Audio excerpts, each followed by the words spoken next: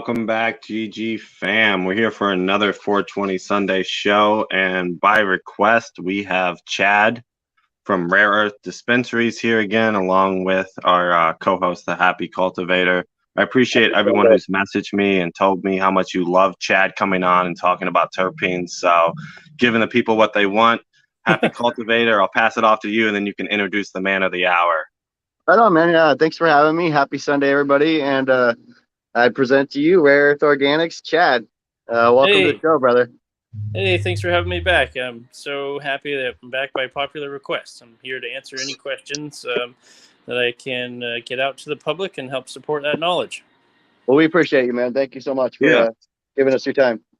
Definitely appreciate you coming by. It's interesting that people were requesting you, because I'm also seeing a bit of a change, not only in kind of the home use consumers, but also some of the dispensaries where extractions are definitely becoming a thing. And that got me thinking on how people are extracting just terpenes by themselves and the benefits of doing that. So I, again, appreciate you coming on. Sure, absolutely. Yeah, it's a smart thing to do. You know, terpenes are used in a wide range of things, and I'm not sure that many people really know the scale of what they are. I mean, they're mostly called essential oils, and they're found in all kinds of things like cosmetics. I mean, just a huge list of things that terpenes are present in all the time. Yeah, definitely, though, I find terpenes can be a little intimidating. I try to just share the message when somebody's like, well, I want a sativa, I want an indica, I want high THC. I say, go look at a terpene chart. And some terpene charts can be very intimidating because, there's 15 different compounds. Would you say there's like a primary group of certain terpenes you should try to pay attention to? Yeah, there's at least 10 primaries, and then there's smaller groups from there that are just not as prevalent, that are kind of more rare and just different plant secretions or makeups. But yeah, I'd say there's probably let me see. Actually, I can count them from what I have. 5, 6, 7, 8, 9. Yeah, there's 10. About 10 basic ones. Oh yeah, here's a nice list of 5 of them. Yeah, I think I've asked you before, and I guess I'll ask you again. If you were to have somebody just now getting into cannabis and they want to go to a dispensary, what kind of questions or what should they be looking for if they're kind of a first-time consumer? Well, so yeah, we always listen to what the people are asking for. Very rarely do we ever hear people just saying that they want to just get really high. Usually there's some cause and effect, and so we're trying to educate people a lot on the fact that everybody has different biochemistry, and we have an endocannabinoid system, and so you kind of got to biohack. You kind of got to figure out what is right for each individual. And so as they come in and tell us, if somebody wants a sativa and they understand, that they want to be stimulated and have energy, that really comes down to not necessarily the THC, but like we're talking about, the terpene profile and how that interacts with that person's metabolism and endocannabinoid system. And so different terpenes will give you an up or down effect. Some people, though, like myself, I experience energy from all of it. So if somebody comes in and asks me for an indica that's going to put them to sleep or in the couch, I have to go with the general consensus of the public that it actually affects that way. I'm not one of those people. And so I have to kind of preference that and say, I don't really know personally because that doesn't happen to me, but these are the profiles or these are the strains that you want to look toward. Yeah, there's something you said, I think, on the first show that kind of changed my perspective. I used to look at like this B-clyphene that I can't pronounce, and I used to look at it, it's good for pain, but it's good for pain because of, like you were saying, if you can restore blood flow to that area, you can promote your body to kind of heal itself. So there's like subcategories, and definitely I found that to be interesting, that it's not so much a direct cause, but it's a correlation of you being able to get blood flow back to that area. Oh yeah, the B-carotene, that's the smell or taste associated with like pepper. It's got kind of a peppery, like a clove-like smell, and more of a soothing effect. And it's true, terpenes, there are some science out there that suggests that terpenes, especially when you have the entourage, you have a 10 of them or 5 of them or more together, This is where people use in conjunction with massage. Actually, my aunt, I'll give a shout out to my aunt. You can check out Ravenscroft Essentials. She owns an aromatherapy company where she literally formulates different varieties of terpenes into carrier oils, and then people can purchase them online. They can put them into their what are these things called? They're like a aromatizer, like a dehumidifier that will evaporate the terpene into the air while you're having a massage and gives you this more serene, cool, calm, relaxed experience as you are having a massage. And I know that a lot of people that go through traumatic injuries and like car accidents and stuff like this go in to have a massage, and insurance will cover it. And a lot of these practitioners are now starting to integrate the use of some of these terpenes for this added benefit of just getting that calming effect into the body. And with that, when you get any kind of inflammation, stress to the body, we get that under control, like you said, and return the blood flow to any affected area, the human body will heal very fast. And terpenes, along with cannabinoids, really help to synergize that. The more of it you have together, the better. That's why RSO, or Rick Simpson oil concentration, is so prevalent in being able to help people heal. It has everything all together, full plant. Yeah, you were kind of saying off camera how the research of terpenes is not really a new thing. These terpenes that we're finding in our cannabis are found in other plants, you were saying, right? Yeah. So there's what's really neat about cannabis is that it actually expresses the full range of tastes and smells of everything else that exists on Earth. So, the smell that makes up and taste that makes up a mango or pineapple or an apple or even a skunk, or people even look for the smell of dog shit. Like, I can't tell you how many people have come in over the last 7.5 years and go, I just want that stinky doo-doo shit.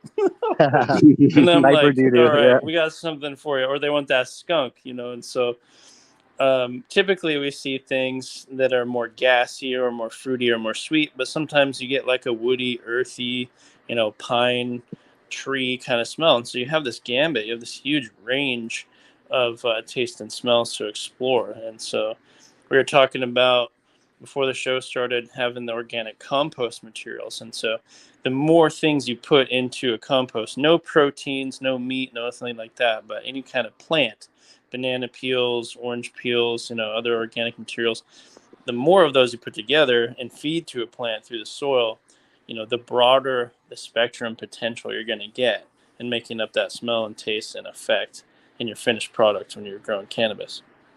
So you're saying using some of these other terpenes found in just regular plants as a compost to feed your plants can help derive more of those flavors out in the final product?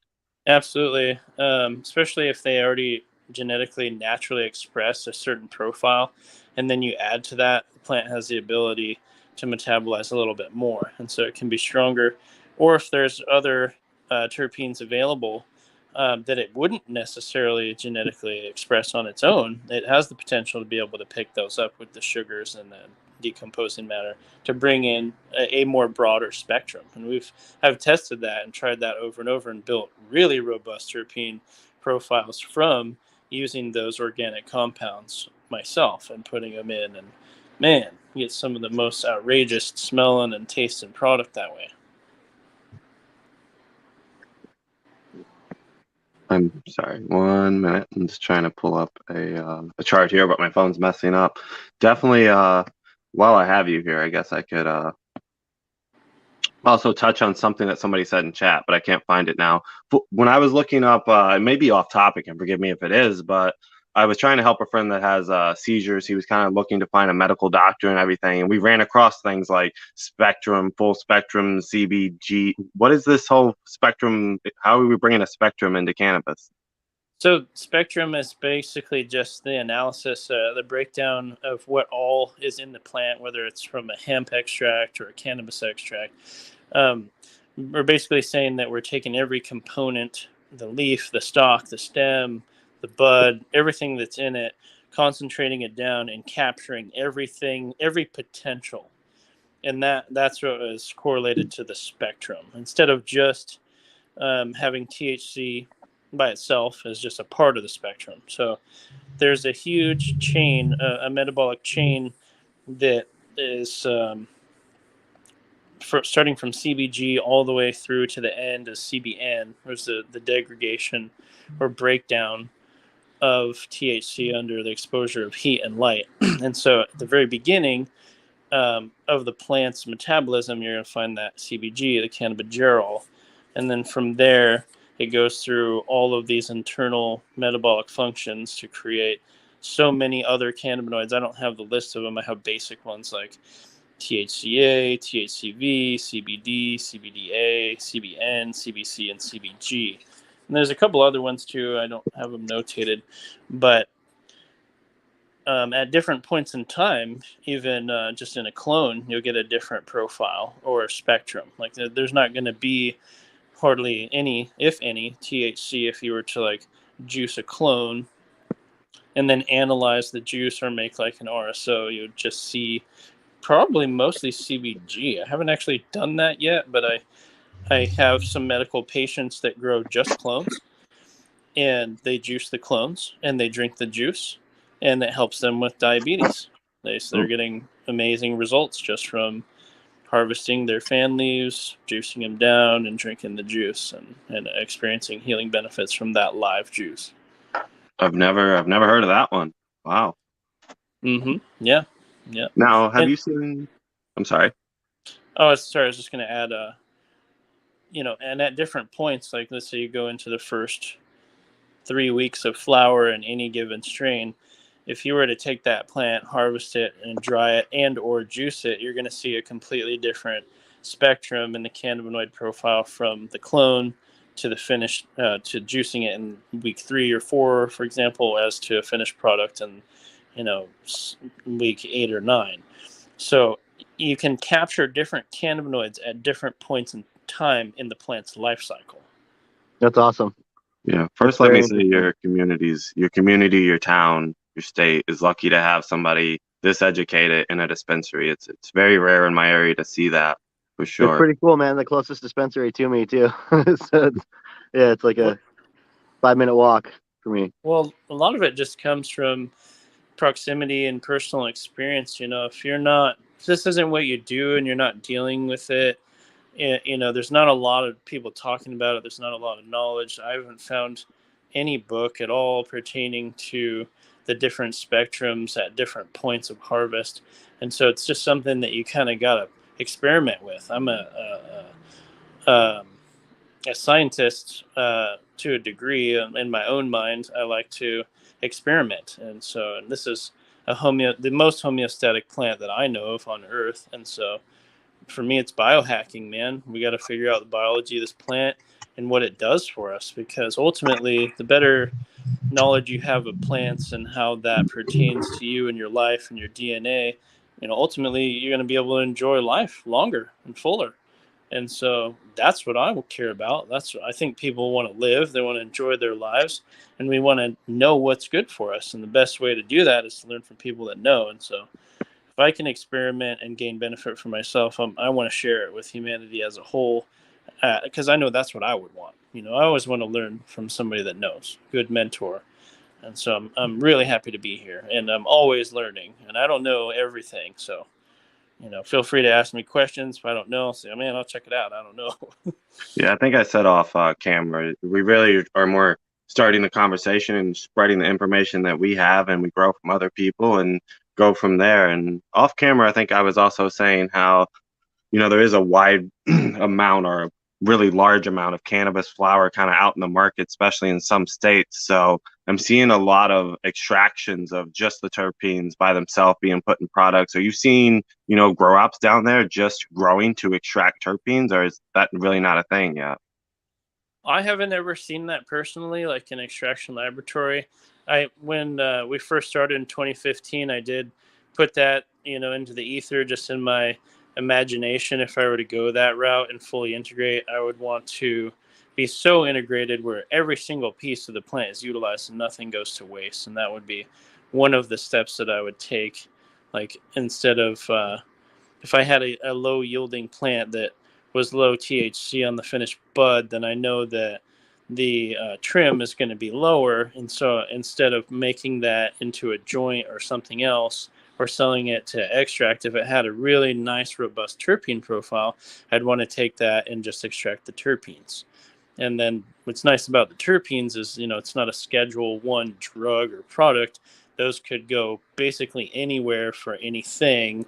So that, don't have any limitations to what you could do with that. Like you could keep it and dab it for yourself, or formulate it into a vapor pen for yourself, or put it into a massage oil and be able to share it or whatever. And so, yeah, that's, Yeah. I that's a nice actually way. received in the Hemper box that I got from a company, they actually put these in here. And even in my review, I was like, well, I don't smoke tobacco wraps or blunts or whatever you're going to call them. But first, reading on further discovery, I found out this is a natural leaf, but then it has two beads in it that supposedly have 100% natural terpenes.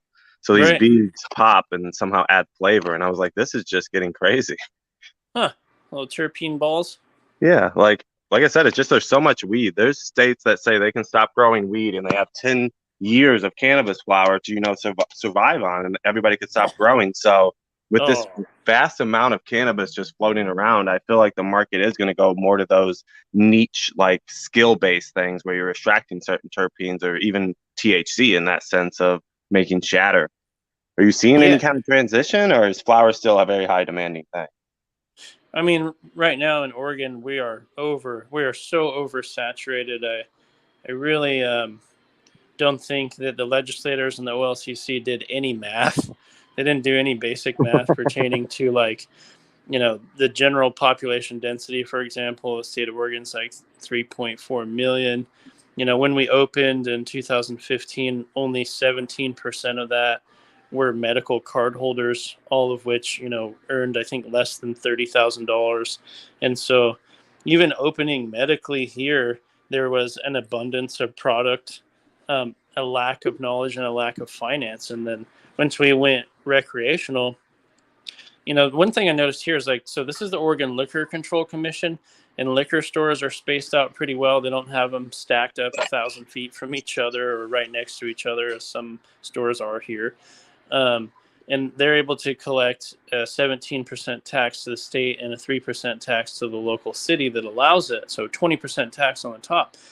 And they just started handing out licenses, for dispensaries like hotcakes. I mean, $5,000 license here and here and here and here, with no regulation as to, other than 1,000 square feet, which went away and came back and is now in effect. They just stacked people up to compete in the market against themselves, invited people in from out of state, which, you can't stop in a free market anyways, and just oversaturated things to the point where, we used to be able to have product that was valued at $20, $25 for a single gram, really nice high end stuff. And now, that same product is down at $4 or $5 a gram. And so, if they were really trying to, absorb the black market and get it into the mainstream and be able to tax it, they have flooded the market so bad with over licensing. They're not even getting the same amount to support schools or mental health or roads or public safety, police, fire, etc., because 20% of 25 is a lot higher than 20% of $4 or $5. You know what I'm saying? It's like, what are you guys doing here? Like, they're just destroying the industry, and if anything, kind of reverse engineering things to go back to the black market, which is really dumb. Yeah. Yeah. No, definitely heard, even on some documentaries where people are like, I run a legal license, I run a legal dispensary, but the only way to survive is I have to do something out the back door. I'm surprised they said it on camera, but that's kind of the extreme it's come to.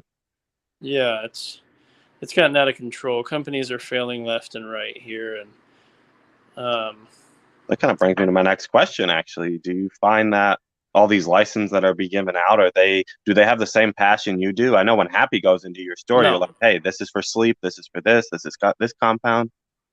I mean, I can't say that something will or won't do something. I can just listen and just share the best of my knowledge. I'm not a doctor and I can't guarantee results, but I know enough where I can give what's called a prognosis. So I can say, this is what this has been deemed good for. This is what it's supposed to do. This is what it can do. It may help you with.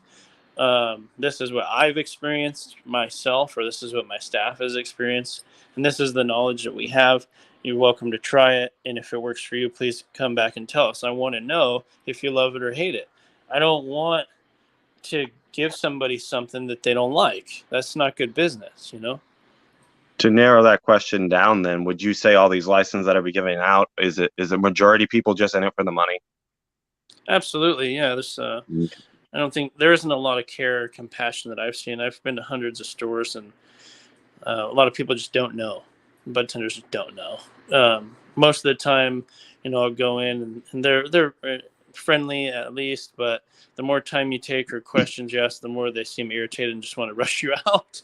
And I don't like that. We don't put pressure on people. We don't rush people. We want people to know what they're getting, listen to what they say, and guide them to what it is that they need or want. Like, this is a customer service based business. You don't have good customer service or good knowledge, you're going to lose your customer. You're going to go somewhere else.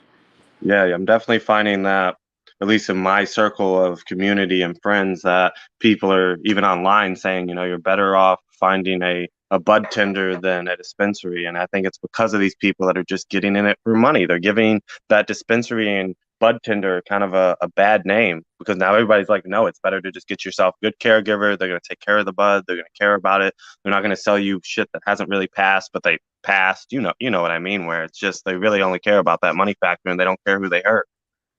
Yeah, I mean, I know there's a lot of passion for it in this state, and there's a lot of compassion for it from the medical aspect, and that's where I've been exposed the most. I mean, I think I made my first clone on a medical grow when I was 10. I'm 37. So there's just a different level of quality. There's a different level of compassion and knowledge. I went out and collected signatures for 20 years for this and many other things. And so I'm just a different breed as far as ushering in this new consciousness to people and getting us back in touch not only with the earth and cannabis, but each other. Like, we need to be of more support as, I think as human beings, like, we should give a shit. Like, people are the windows and doors of opportunity. And so I feel like, having that integrity and showing that integrity, if you just find what you love, you do what you love, everything else falls in place. You don't have to worry about the money or the politics or any of that. That's just my opinion. I guess while we're trying to definitely deliver that message, there was something you asked me in one of our private meetings. I don't want to butcher it. Do you remember that question about kind of leaving a legacy? I don't want to butcher the way that you said it, but kind of, what do you want to, if you could do anything in the world, anything, money's no factor, what kind of legacy do you want to leave? I think you said it way better. Oh, I don't remember exactly what I said, but yeah. Too many joints. But along those lines, and when you think about it outside the money factor, think about it outside the possibilities of possibilities, and think, what do I want to do, and what do I want people to say after I've done it and gone and passed, And yeah, really, so if you were to die tomorrow, this is a great question. I think I remember more so along those lines. If we were to pass tomorrow, any one of us, how would you want to be remembered? What would your legacy be? What would people say about you? And I think that's a really important question for anyone to ask themselves, cannabis related or not, is, who do you want to be? Do you want to leave a book or a life legacy of the things you went through and grew from and challenges you overcame so somebody else could read it and learn from it? Just as an example. Do you want to be a proponent of humanity and help it grow? Do you want to be there? Or do you just want to go to work and get the 9 to 5 and do the menial task and get the money and play video games and experience all the things that money or a little bit of money can contribute? Or are you going to have more meaning to your life? Like, what are you going to do? How are we going to leave a mark on this? How important is it to you? I mean, I think there's different degrees of integrity and importance for everyone. I want to see the entire human race do well. I think the more we work together, the more knowledge we share, the more we're going to thrive, And so I think these are important questions for people to ask themselves. Who do you want to be? How are you going to do it? What are people going to say about it when you're gone?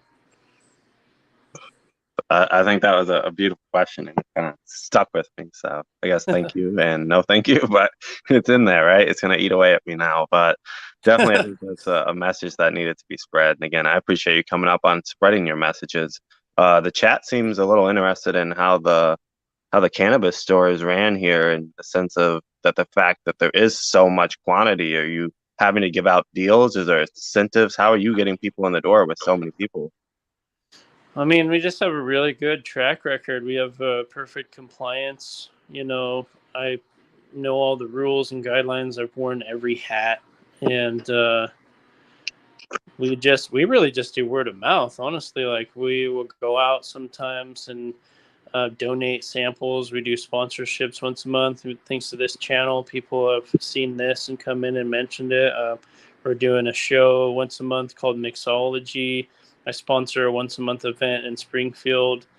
Um, but yeah, I mean, just sharing knowledge and giving away things. You got to give. I think we have our own clothing line. We like to give that away. We have like stickers. When people are really, really happy about stickers, the more colorful, the better. So we just try to make things available, and try to support humanity as a whole for what we know and what we can do. And we just exist. Just try to be here and just be present and be helpful is the best we can do. It's a really complicated business being on Schedule 1. You don't get treated as a normal business. So cost of advertising, lease space, paying employees, they're not normal deductions. You actually end up paying taxes on things that you shouldn't owe money on in a normal business. And so this seems like we might be gaining some momentum with President Biden saying that he might move it off schedule or decriminalize or fully federally legalize this. And I think that's a great platform for him to maintain any kind of power or attention. I hope he really does what he says, because that could help our country and could help us open up a market and education where it's super saturated, overabundant to go elsewhere and Yes, that's export my to take. other That's what I've been countries. thinking. Yeah, no, it really needs to happen. It really needs to happen. I really hope that that happens sooner than later, and we'll see how it goes. I mean, the doors of opportunity are there. It's just got to get them open in the right way. Yeah, they're kind of talking about in chat how, people are going to the caregivers more because of the burping and the training and the real care that takes into it. But I don't think we touch enough on the fact that, Happy Cultivator is not too far from you, and he shares your products online. And Thank you. Happy Cultivator, if you'd like to go ahead and give an opportunity of maybe how you walk into the store and how they handle you and some of the products he's recommended. Oh yeah, excellent, man. Like I'll go in there and it's a warm welcome every time with whichever bud tender is there, whether it would be Eric or Chad himself, and any question is addressed like adequately and professionally right away. We shoot the shit and we'll bullshit, but like at the same time, like if I ask about a product or if there's an element, or say my mom is having like she steers away from like pills and stuff, so like she has an appetite problem, I'll just tell Chad, and he'll come up with a variety of products to offer her.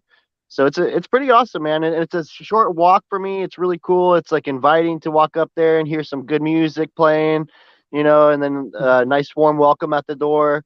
You get carded at the door. You have to show your ID, and then you go in, and it's pretty awesome, man. Usually I notice that Chad, I don't know if this is still a thing, or if it was just a Corona thing, or whatever, but you would used to be like, like one set of customers at a time or whatever. And it's kind of neat. Like that person would get like that specific attention directly from whoever is, butt tending at the time. And it's just kind of cool. You give them the direct feeling that they're being served, on what they need for cannabis. It's pretty awesome, man. It's a cool experience. It really is. Thanks. Yeah, we just try to keep it 1-to-1 so that we're not overwhelmed. So if there's 2 bud tenders, we'll allow 2 people, and nobody really has to wait. We're not rushing anyone, and we just try to assess it the best we can, as efficiently as possible. Yeah, bringing up your process here. I know being in New York, the closest dispensary we can kind of go to is Mass. Now, they still want to log a bunch of information on you. I know, are you just asking for ID at the door? You're not putting it in a computer or anything? Like, it seems like every state has their own way to kind of log you. Yeah, when we started in 2015, great question, by the way.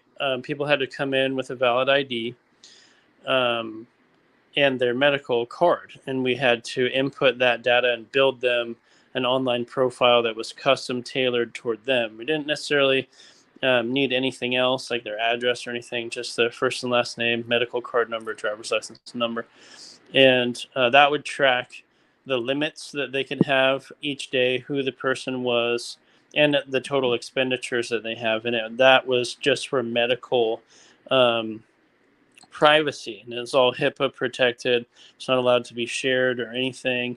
Once we went recreational, the state decided to not retain any of that information in case there was any um, trouble with federal agencies trying to go after cannabis sales, because the fear was if they got into the databases that were basically being created per store, they could try to prosecute or persecute consumers. And so they just completely made it illegal to retain any of that.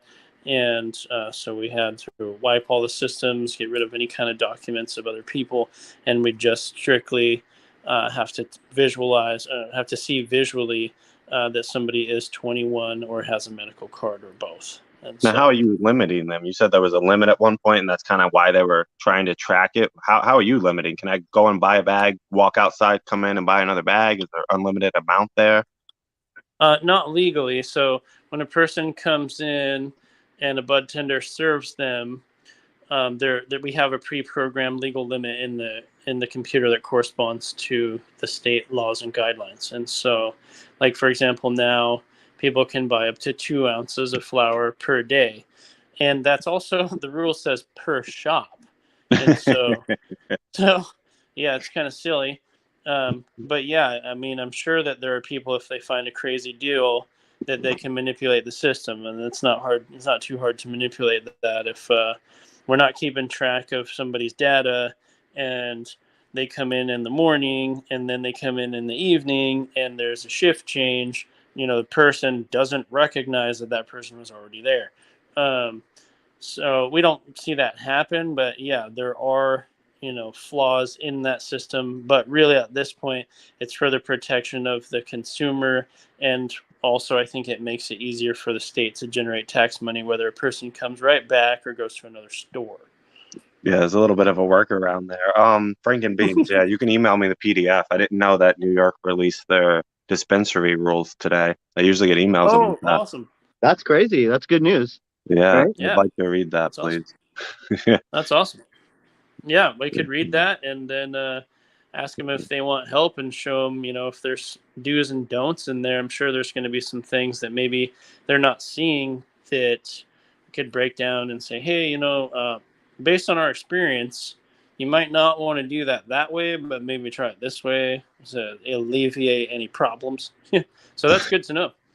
Yeah, and speaking on the politics, if we took them away, everybody would be in a. Somebody was saying, it'd be a true dream, but I feel like in that same kind of category, a little bit off of it, is I feel like medical was kind of used as a crutch just to now not care. Like New York used to just have medical cards, and I feel like there was a target where they tried to target medical people. Now that it's recreational, it's like, well, who can we sell bud to? I don't care. It's 48%. They're not really caring anymore. I feel like they should have spent more time educating as well. But I think politics Yeah, use medical as basically a free ride to get some money.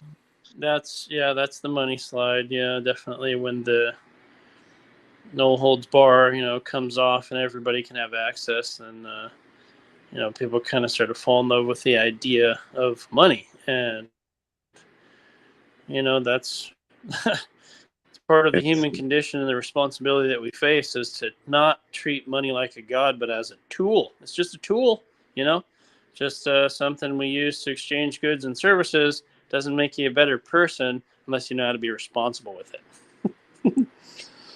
100%. That's a true statement for I sure. just feel like we're not a united country if I can step over a state line and get a felony and go to jail for something that if I was at my home state, I could just have delivered to my house.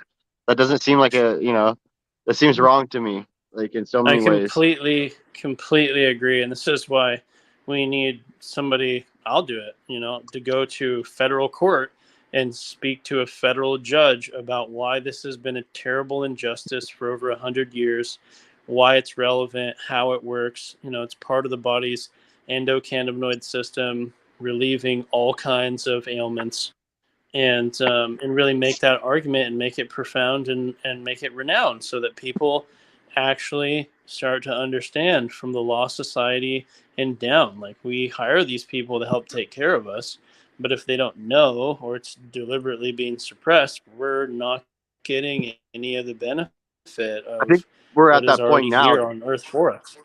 to where it's like they can reverse these things in some of these states that are legal, or like the whole West Coast is legal. How would they change that way of life? Like, how would anybody, you know what I mean? Like that, I don't think that could happen. So it's one of those things where like the only compromise is to go federally legal for everybody to have the same right, like as an Well, American, as somebody of this though country, I, I though I do support the equalization of it all, federal legalization would imply that now we could have big box stores like Walmart, Costco, Pepsi, Coca-Cola.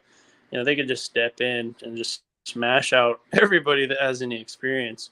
um, so that's another hurdle that comes up, is like, are those people gonna absorb us that are here, that yes, know to help exactly. them? Or is it going to be decriminalized, where the people that are in the know and the now that have done it can start to expand? So there's different ways of going about it. It's tough to say, but we know we're on the brink of change. We've been pushing it. The West Coast is leading the way, and that's where there's just this huge amount of room for consulting and spreading that knowledge. And I think that's the most important thing. Like, today I saw an article where um, a company just released a vehicle for a hydrogen fuel cell, and now we're able to utilize the power of just splitting hydrogen and oxygen and running our vehicles efficiently. That's another huge knowledge that's coming out and being shared, getting off of fossil fuels and becoming closer to a higher civilization that's utilizing what we have here already on Earth, like utilizing things that are clean and in a symbiotic relationship with our body and the planet. Like, that is the level of mastery. I guess, I don't know, I was born with this expectation to be at, and we're just not there yet. And so I feel like I have to be the change in the world that you want to see. Just like Gandhi said, like, that's how you do it. That's how we got to do it. That's how we're going to get there. And so it's an exciting time, man. Cannabis is on the brink. We have new clean technologies coming out. It looks like we have a real chance of making some great changes and enjoying a higher quality of life, and I'm looking forward to it. Yeah, we have a lot of home growers in Chad. Do you grow yourself as well? Sure, yeah, I do. Now, I guess on that sense, to kind of bring it to the topic of strain picking. Now, when I pick my strains, I do try to look more for what terpenes are in it. Would you say that's kind of the determining factor when you're picking a strain? What are you looking for? Not for me particularly. I like to breed seeds, and then I like to pop the seeds and then pick the strongest genetic variances of stuff that doesn't exist, constantly creating new strains of strains that don't exist yet, other than what I've made, because I want what's new. I want to bring something new. And so this year I planted the Freedom 4, a 4 for my rec, and then I grew 6 for a medical patient, and we started them all from seed, and all different types of variations, and then just use the organic compost method. So we got really robust terpene profiles. I don't have any of the analysis yet. Stuff's just actually finished drying, and I just took everything off the branches yesterday to be able to trim and then send in for analysis to see what the potency and terpene profiles are. And I always like to gather that knowledge and then take the extra stuff, the extra trim and stalks and stems, and soak it in alcohol, boil it off, and then send in that test result from the RSO. So it's all vertically integrated in home. I have my own medicine, I have my own knowledge, I have my own thing to share, and get that documented and just track, what it is that I'm doing and find that new thing or enjoy that new Now, thing. here in New York, at least as far as I know of, there is no local areas for us to really test our cannabis on that level. So as a home grower, we're kind of stuck to whatever information the breeder gives and whatever we may be able to sublink from Google. So as a home grower, what should we be looking for when we're picking our strains? Is it a taste, a high, a sativa, indica? Like, I know that's going to vary, but Well, should there be a yeah, certain maybe category we should look at? Is it the terpenes? Is it the CBN, the CBDs? Like, you get what I'm saying? We're kind of limited on the information we can get as a home grower, so it's hard to dial our medication in. sure. Well, so different aspects of if it's going to be for medical use or for medication, then you want to try to find a genetic index or profile that's going to express your needs. If somebody has like insomnia, you're going to want to find something that may be pertaining to helping sleep. Or if you have chronic inflammation, you're probably going to want something that has a lot of cannabinoids and a lot of terpenes to maybe help synergize and help get the body get that inflammation under control and the blood flow to return and to be able to heal. So that's a great question because it really just is all determined on the need or the want, But I what it is the find person wants. people around me in my kind of circle, a lot of them say, I like sativa or I like indica. I feel like we're narrowing ourselves down too much to just say sativa or indica. So that's not a way you would maybe suggest picking it, or do you believe the whole myth of indicas, couch locks, sativas, upper? I Yeah, shouldn't so say it's that doesn't work for me. Like, you know, it does. I think for most people, sativa up and indica down, but it doesn't matter if it's indica, sativa, hybrid, ruderalis, whatever. For me, if I am going to ingest cannabis, it gives me energy.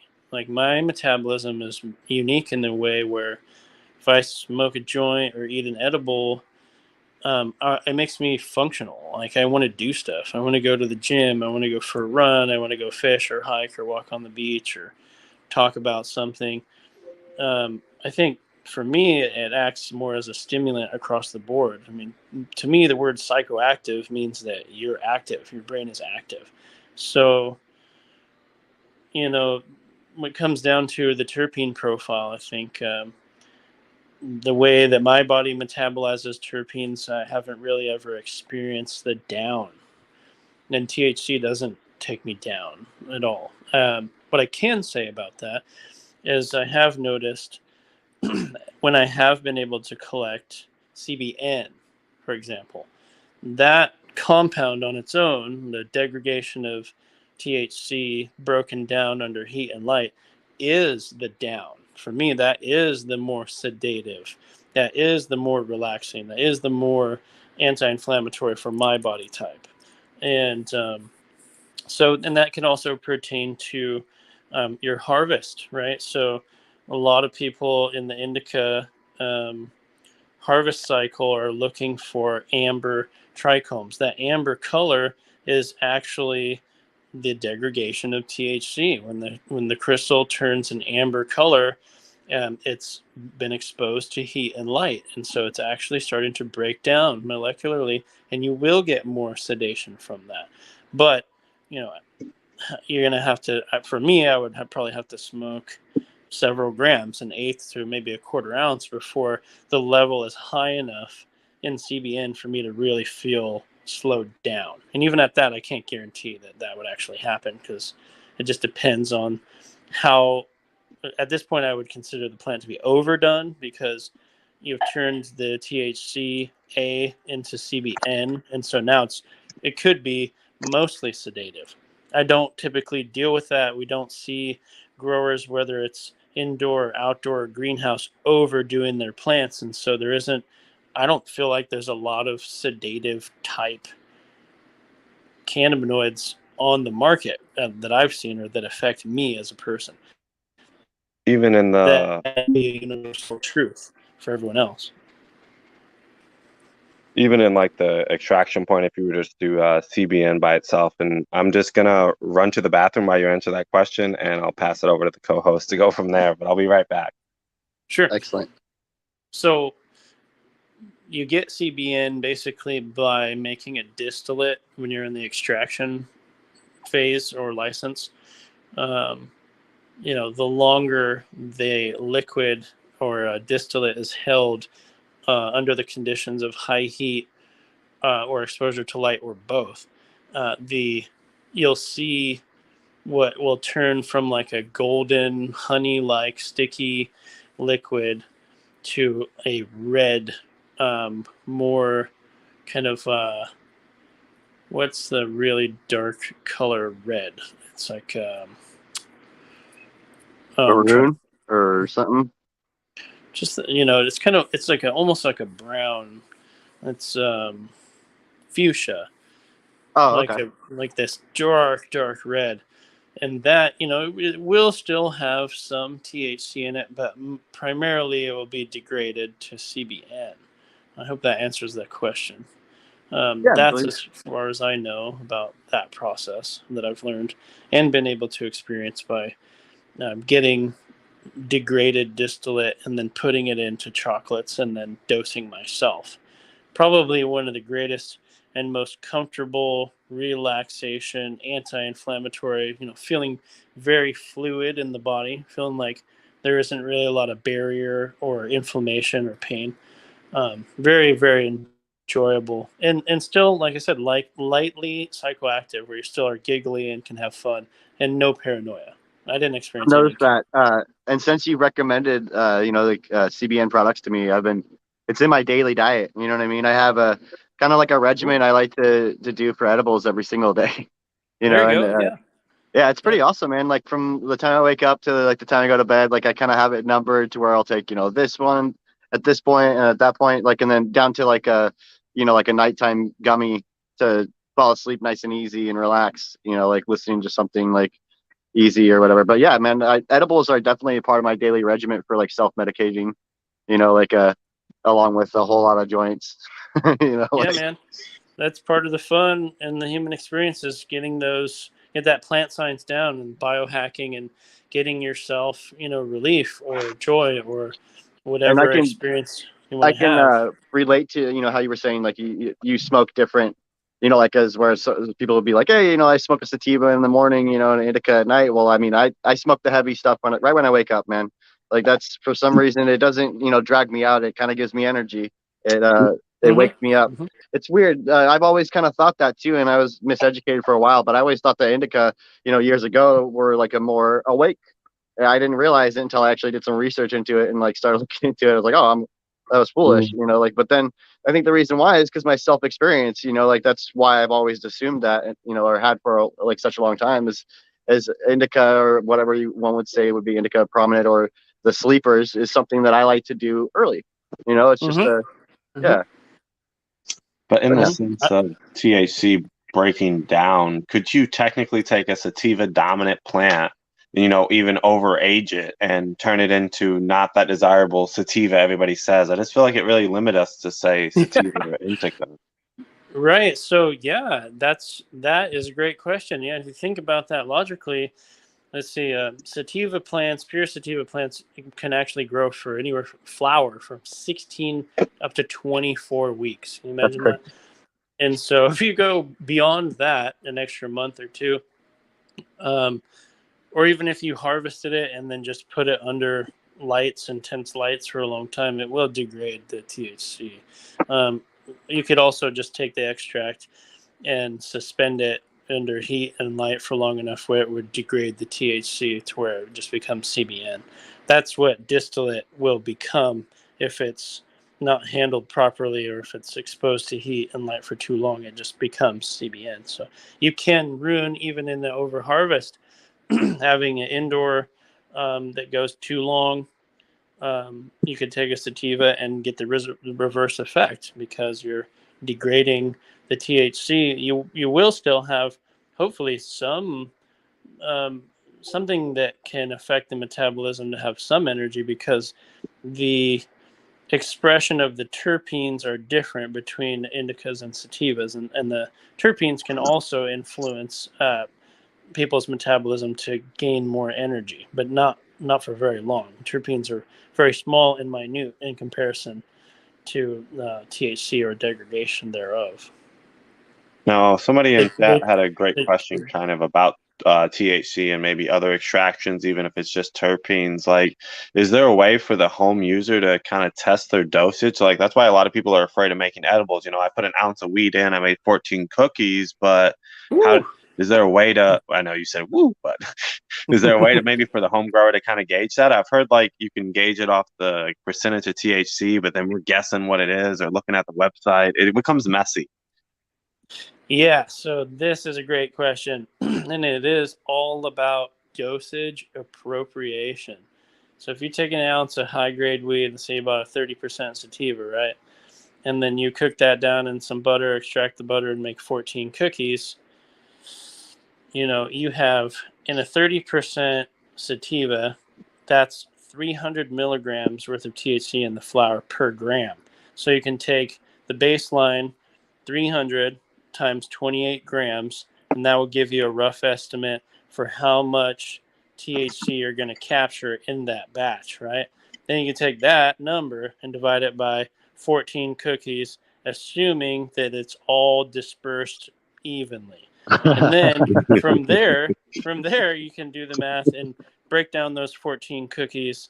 You know, maybe you want to cut a cookie into tenths, right? So you have 10 servings, and then you have a better dosage appropriation for what you're getting. So it's all math.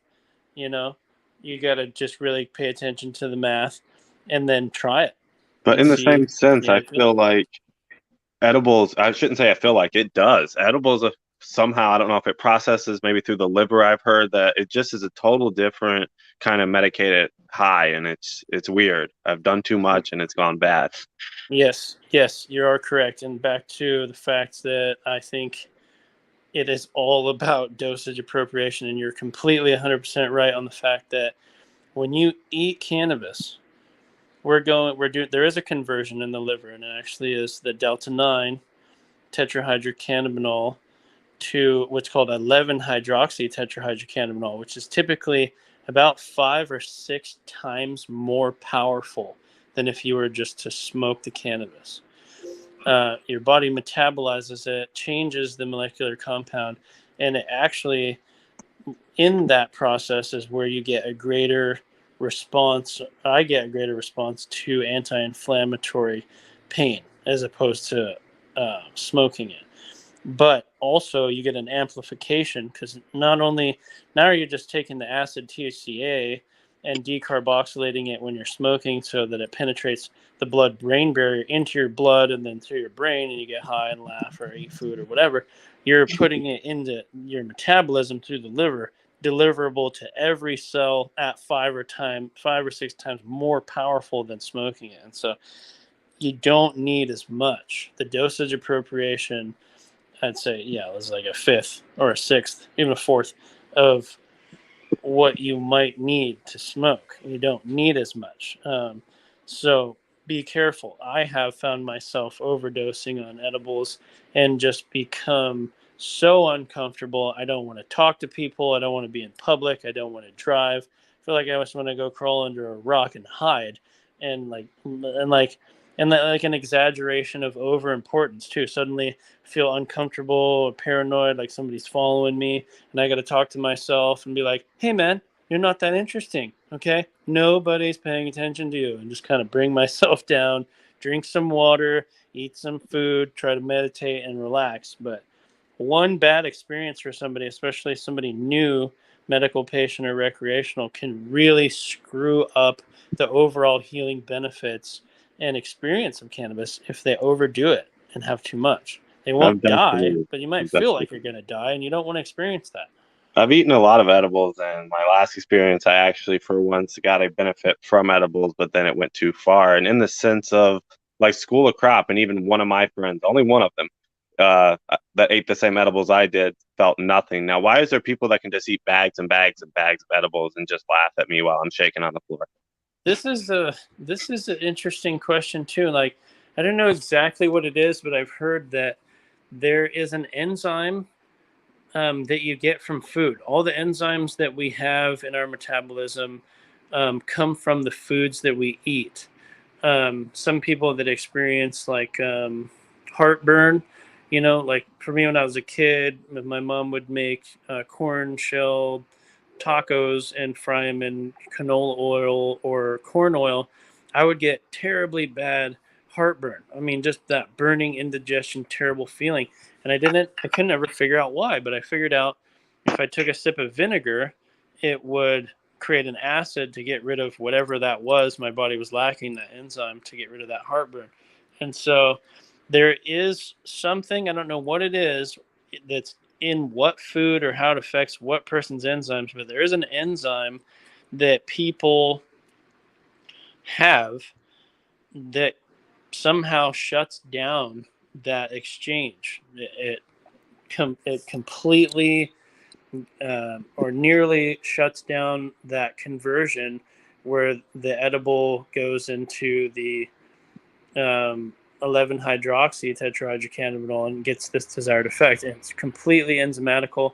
I've talked to a number of people that have experienced this, and actually, my little brother Tyler experiences this too. He could have, a 2,000 milligram dosage of tincture, and he'll be out running a chainsaw, cutting firewood, and I'll eat 2.5 milligrams of a chocolate, and I'm like not Yeah. functional. I'm super slow. I can't move as fast. I'm just like, and he's out there just getting it, just like nothing. And I'm like, I don't understand, bro. Like, Now, why? we've touched a little bit on the people that maybe are not affected by it, and I think that's a great explanation there. I might even snippet that and upload it a little bit later. But how about the people kind of like me and you that don't have that enzyme to kind of shut it off? How do you come down from a high? And this might help people in the future that have these bad anxieties. Some people say drink orange juice. I don't know what that's about. No, I don't recommend that. No, orange juice actually has one of the terpenes that make you have energy. So if you're already feeling energy, and you got a sugar conversion that also spikes the blood sugar and makes you have energy. So I don't recommend that. I'm not a doctor. Maybe some people get relief. I think that would just be in their head. But honestly, the best um, anti-psychoactive formula to come down is to smoke CBD, bro. CBD is anti-psychoactive, so you can come on back down now. Really? As soon as you feel you're too high, you're blasting off, I would get first a glass of water, put some lemon in it. Lemon acts as a catalyst to let your body absorb and get your pH right. And then I would either just grab a high CBD tincture, dose myself, and then maybe smoke some high CBD weed, and I should be back down to normal within 15 minutes. I remember when you educated me on that when I came in one time. I don't even know if I asked the question, but you gave me that information as you handed me some RSO. You're like, look, man, this can make if it you gets too uncomfortable. intense, this is your method. And I'm like, all right, cool. So that's really neat to see you give that information out again and where it pertains. Because like medicating smart is the way. And if you might overdo it, someone might be like, hey, I don't really get too high off this, and they try, like edibles, and they try RSO, and it just knocks them off their socks, and they're like not expecting it. So that's some solid information, man. I appreciate that. How's it work? Kind of like the same person in chat said, is the CBD replacing the THC on the same receptor? How do you know, kind of, not to put you on the spot, but try to understand how that's helping? It's an anti-psychoactive, but can it get rid of the psycho part you're having when you're shaking in the shower because you ate some edibles? Yeah, this is why CBD is used to alleviate seizures. So we have receptor sites in every skin cell and in every major organ. And in the brain, it's known as CB1 and CB2. So I actually have some notes on this I wrote back in 2015. I might have here for you. Well, you've been at this for a while. It's really, I like to see people with that kind of passion. I commend you to continue on this hard track of building the ground for our next generation so they don't have to go through this crap. Yeah. This should have been done a long time ago, but hey, we're here to do it now, and so let it be done. But so CB1 and CB2 receptor sites. This is something I'm sure you can find Google or YouTube to get a better understanding of it. But yeah, so what's interesting is all the cannabinoids we have a symbiotic relationship with. And so we have an equal and opposite, which is really neat. So THC being the psychoactive component, CBD being the anti-psychoactive. And so if you start to get outside of the comfort zone, you can just introduce the CBD cannabinoid and it will just bring you right back down. And it does that by hitting those same receptor sites and relieving that stress or tension or whatever it is that you're experiencing, anxiety. I'm looking for disposable sativa. Okay. Like a vape pen cartridge? Yeah. Sorry, I was listening. Oh, you're good. So yeah, CB1, 1 and 2 in the brain is where those cannabinoids hit, both THC and CBD, and so one just has the reverse effect. DNUGs, I'm not sure what that is or how even. Yeah, I'm gonna show it on the screen real quick. Oops, if I don't drop everything. This is one of the things I like to use on a daily basis. I put it in lemon, just like Chad was saying. I put like a couple capfuls of this in lemon, and it activates pretty quick, man. And it's pretty good hard hitter. Oh, that's cool. I think it's just a local product to us. This is something in Oregon. It might be elsewhere too, but is that true right there? CBD alone gives me. I know it's going to be different for other people, but have you heard that be a thing that CBD gives them headaches when it's by itself? I have never heard that.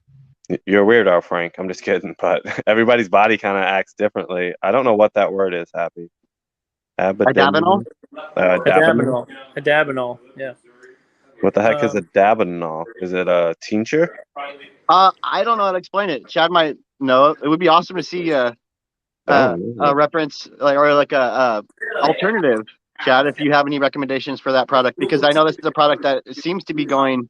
I don't know if it's going out, but I just can't find it in any of the dispensaries so much anymore. So yeah, if you have any recommendations in the future or whenever, yeah, that's awesome. They're not selling. Yeah, if somebody's taking like Adabinol, for example, and it's a CBD-based product and giving them a headache, first thing that I would say is, in relieving general headaches is to be hydrated. Generally, focus on breathing, deep breathing, and just being hydrated, water and lemon, because typically, from what I understand, and I'm not a doctor, I don't know everything, but if I experience a headache, when I've looked at it before, it's generally stress related or oxygen related. And so most people experience headaches from a lack of oxygen.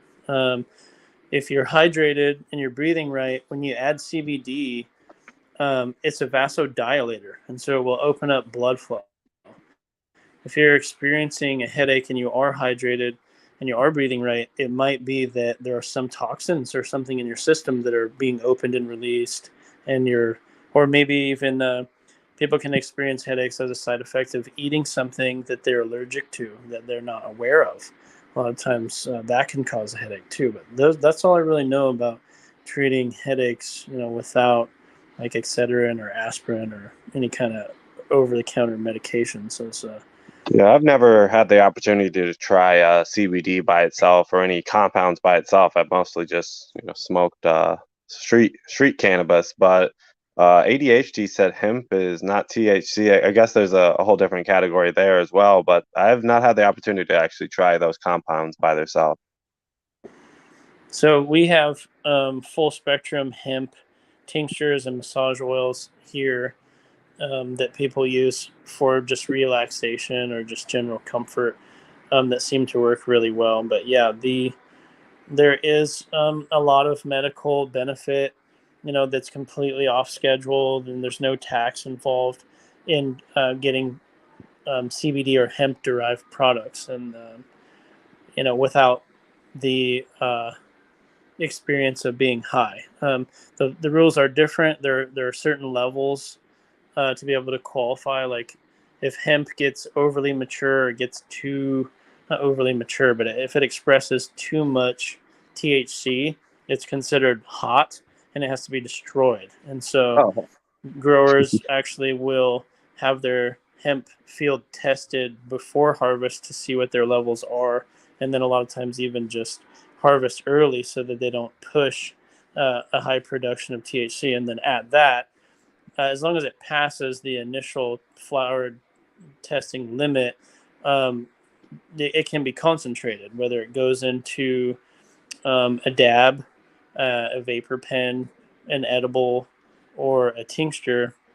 Once it passes the initial flower recommendation, it is legally allowed to be concentrated and is kind of a bypass mechanism because the CBD is so many times more powerful than the THC. It's not nearly as psychoactive. It counteracts a lot of the psychoactivity. You might feel slightly still high, but really then you're just getting the other benefits of the THC or remaining THCA, which I can talk about.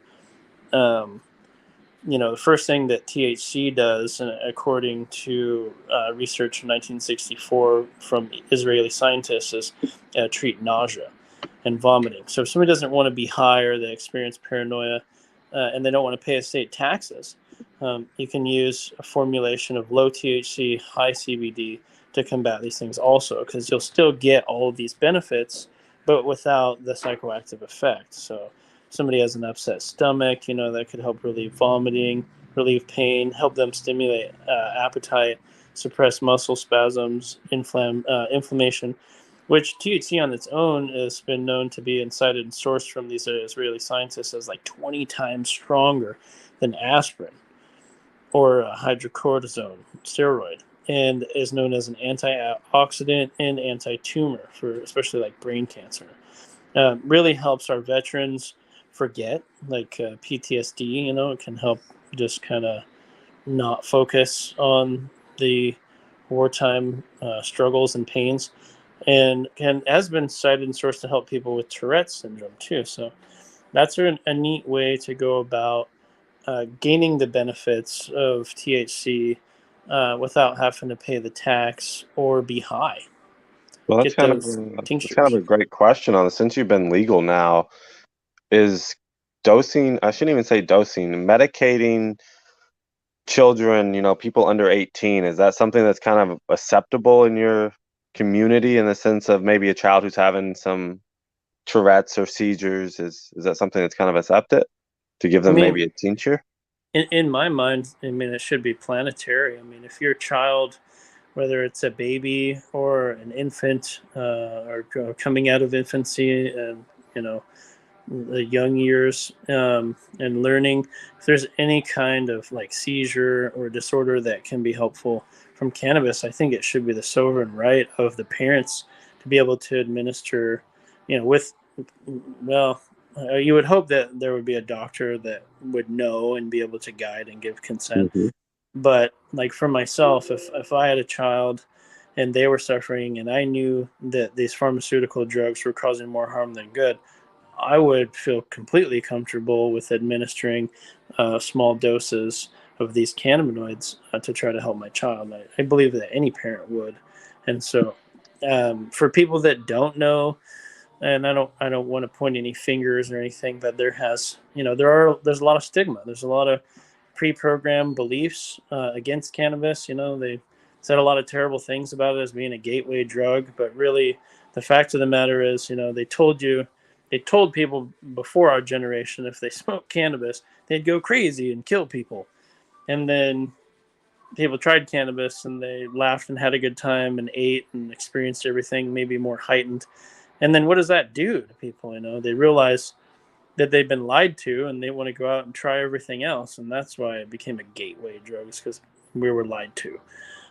So I don't have any stock or belief in, not using cannabis for a medical need, regardless of age. And I think people are learning that here in Oregon more now than ever. There is a great level of acceptance here, but there are people that still are under old belief systems that are not serving, and they just don't know. And so they really need to hear from us. They need to learn from people that know. That's why I'm glad you're here sharing this information. And definitely on the terpene topic, you're definitely able to drop some information that can help people pick maybe their terpenes a little bit better. So if we could maybe separate it into maybe primary categories of what people primarily use this for, being pain, anxiety, muscle cramps, would there be we have the chart here. Actually, we could probably go over some of this. Sure. But Yeah. I know limonene, I've been told, is really good for like mood stabilizing and stuff like that. Yep. Uplifting for overall mood. Yep. Definitely. I've heard that. I Now, have is that there a documented. dosage that you need of each one for it to be effective? Or, my strain has 2%, so that means it's good for pain. Like, you can't categorize that, right? And Yeah, that I mean, so that all comes to mass, the molar mass of how much is in there, like you said, the percentage, and then also our body chemistry and body weight. So you're going to get, if you're a smaller person around 100 pounds, you're going to need less than somebody that's closer to 250 pounds. So it just all is pertaining to dosage and potency. That's just something everybody's got to experience individually, I think.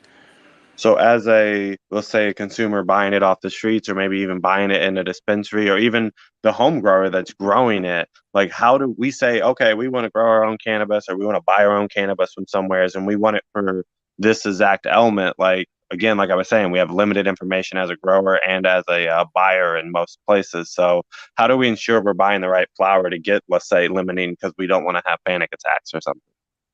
Well, you got to find somebody that knows, and you got to do the experiment. Even if you find somebody that knows or claim that they know, you got to try it, and then you got to, give the feedback.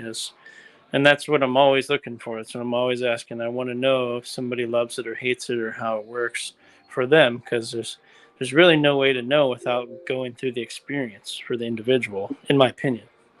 But as I'm trying to I try to encourage my friends, my neighbors, everyone to kind of grow their own cannabis so they can pick what's going to happen. But I guess, as you're saying, it would kind of have to be an experiment through maybe where we get the cultivar, who's educating us on maybe the flower we're buying.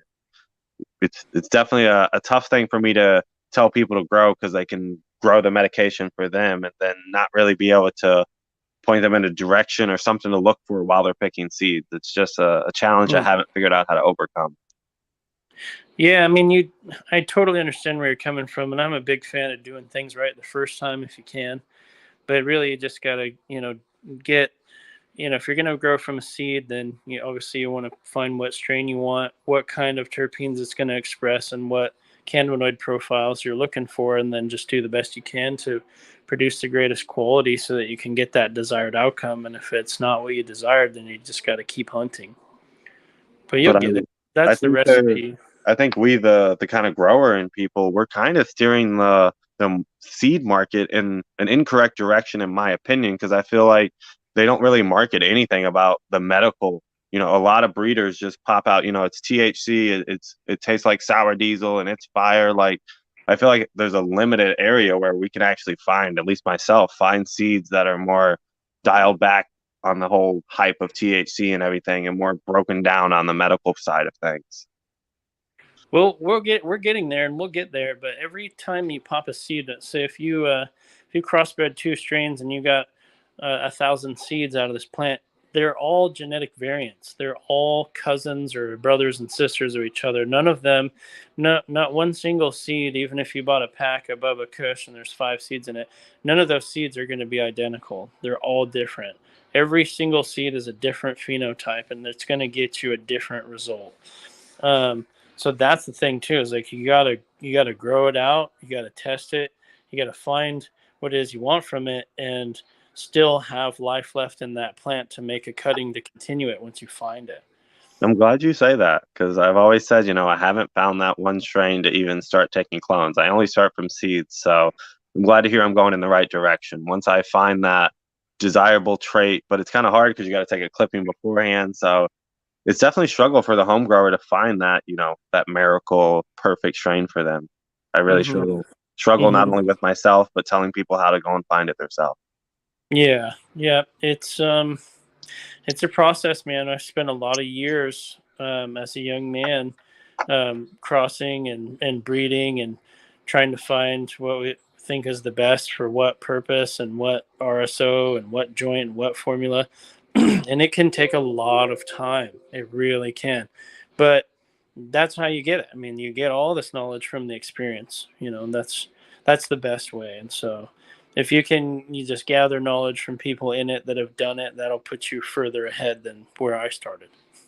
I feel like the failure here though is why I want to grow my own and why a lot of people want to grow their own is because there's just not that education. I know it feels normal around you to have, maybe dispensaries like yourself that are giving out this education, but it's just not available around here. So I think there's a failure in the sense that we the home grower can grow better cannabis than the dispensaries, and that's just it's just Yeah, messed up.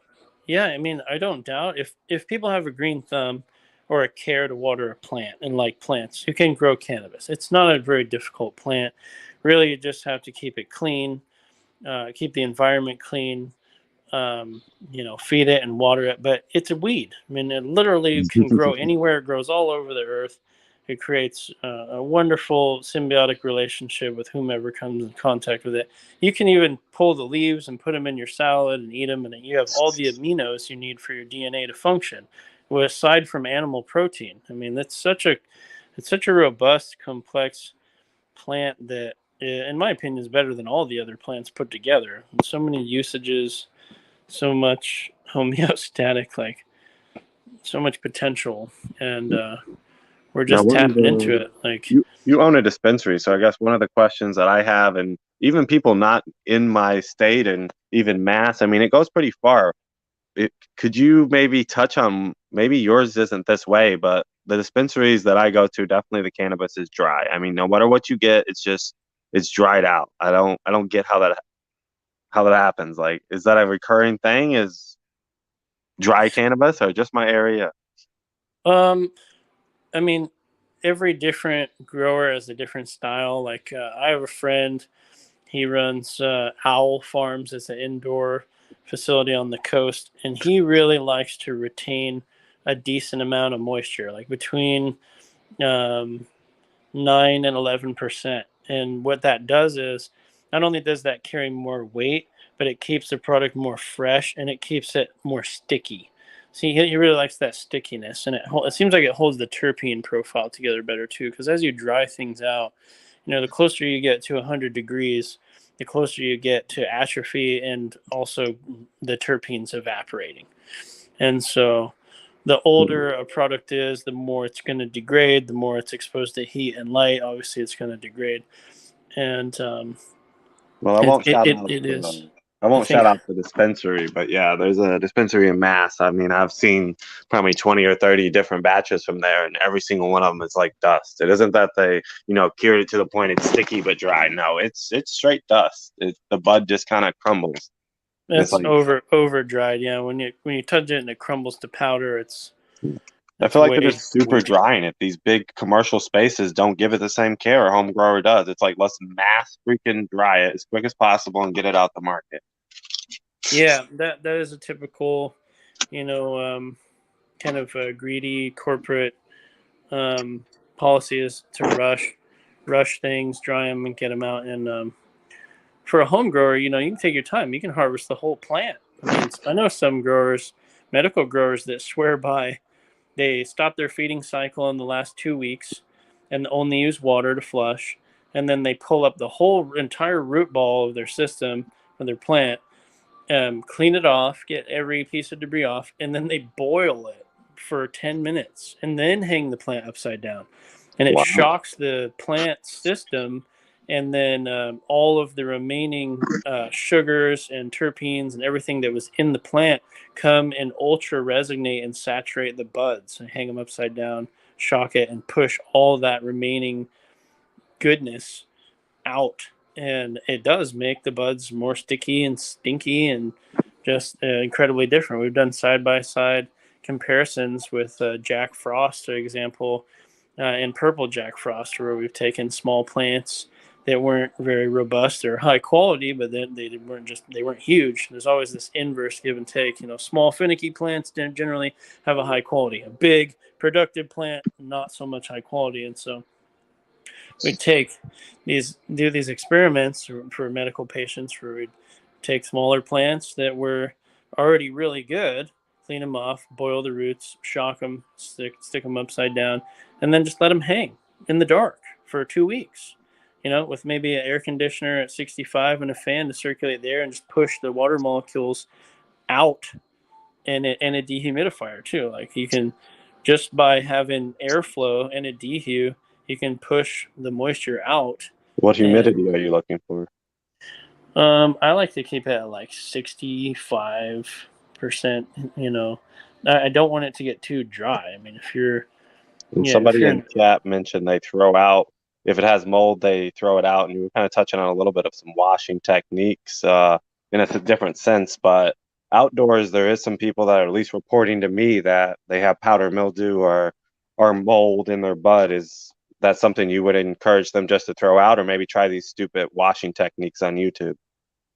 So as soon as you find powder mildew or mold, you have to get rid of it immediately, because I agree. you don't want that to contaminate the rest of the plant. And if you packaged even a product that was, say, still had 9 to 12% moisture content and there's mold spores in there, it's going to grow in the package, and so your product is going to get ruined. So it's really important in the process of growing to, if it's, especially if it's outdoor and it's a big hardy plant like a Hindu Kush or something, to watch your plant. You know, if it's raining for 3 days, you're gonna find probably some of your top cola buds that have gotten so much moisture saturation they're gonna start to rot, and you have to cut them out and beat that mold before it spreads, and get that out of there. Um, I can't mess with mold at all. I have asthma, and so I don't even really like to burn plant material. I like to vaporize it or smoke keef or a dab or an oil or something of that nature, because it's a totally different experience.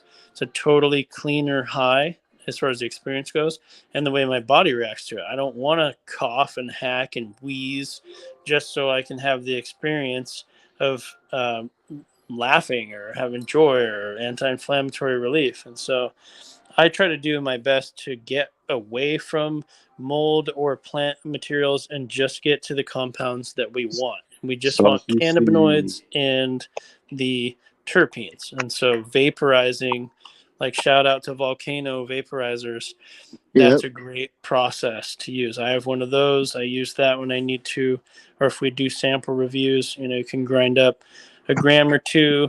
You turn it on, it blows like a blow dryer, hot air through it. You don't burn any of the plant material. It just extracts the cannabinoids and the terpenes into a vapor. And it's so clean and enjoyable. Um, Mold and mildew, I mean, there are organic compounds. You can use a vinegar wash. You can dilute H2O2 into water. You can use sulfur spray or burn to change the pH in vegetative state, which will stop powder mildew entirely. just But you got to stay on it. a public announcement. If you're spraying sulfur, definitely take your grow light out of your grow space. Yeah. Sulfur will break down a lot of the LED grow lights. But in the sense of mold, I've always taught people if you get powder mildew in flower, you're pretty much screwed. In my mind, it's a done product. It's not consumable at that point. Would you say spraying in flower? Like, how would you fix that?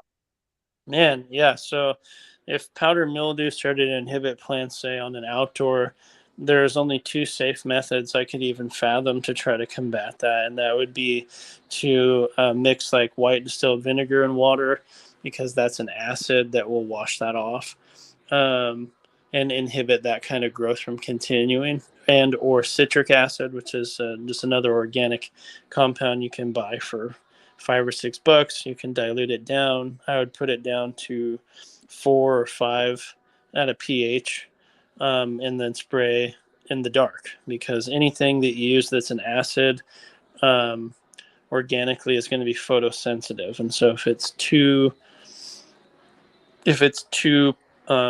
acidy, and then the sun or your lights come back, it's going to burn your leaves and hurt your plant. And so, but typically, yeah, I would just I'm very dismissive of product of any kind of mold or Yeah. mildew or powder mildew. I don't want it near me. I don't want it I don't want to be in the room with it. I Nope. don't want to deal with it. And that's part of keeping a really clean environment, even for your home grow. You just want to have, and that's another thing, when you're seed hunting and you're looking for genetics, there should be attributes that you can find pertaining to what strains are resistant to what things, like powdered mildew, mold, certain pests.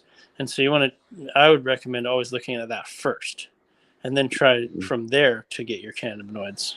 Yeah, I definitely would. I'll shout out definitely Barney Farms on the fact that they do have some strains that do list hardiness against powdered mildew, mold, and cold and everything. So definitely, definitely a good breeder I've messed with.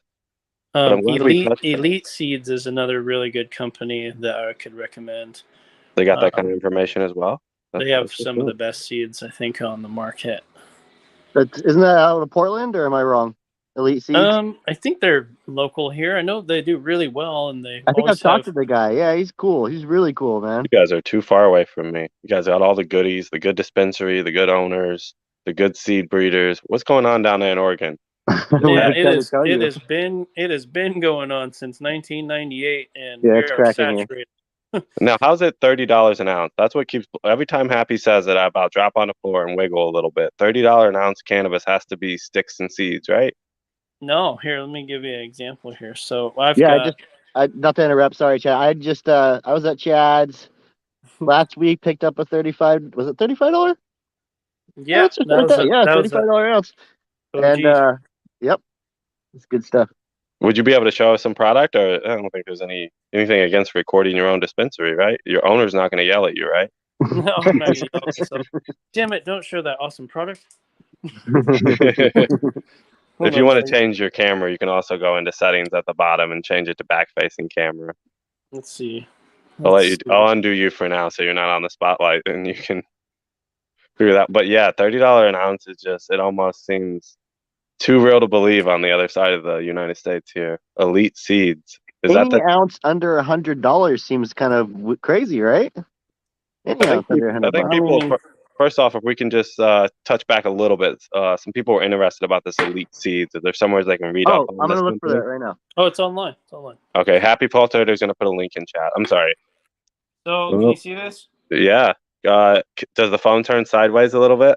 This is way better than what Happy was doing, by the way. You got that potato camera, Happy. So this is just some micro buds of some outdoor from Genesis Farms. It's about 16.5%. It's OG Kush, and this is like $35 an ounce on Sundays today. And so you have these little green hits, not a lot of huge chunky buds, not a lot of sticks and stems, no seeds, absolutely no seeds. We never try to buy anything with seeds or sticks or stems or leaves. But there's an example of something you can find. That's remarkable.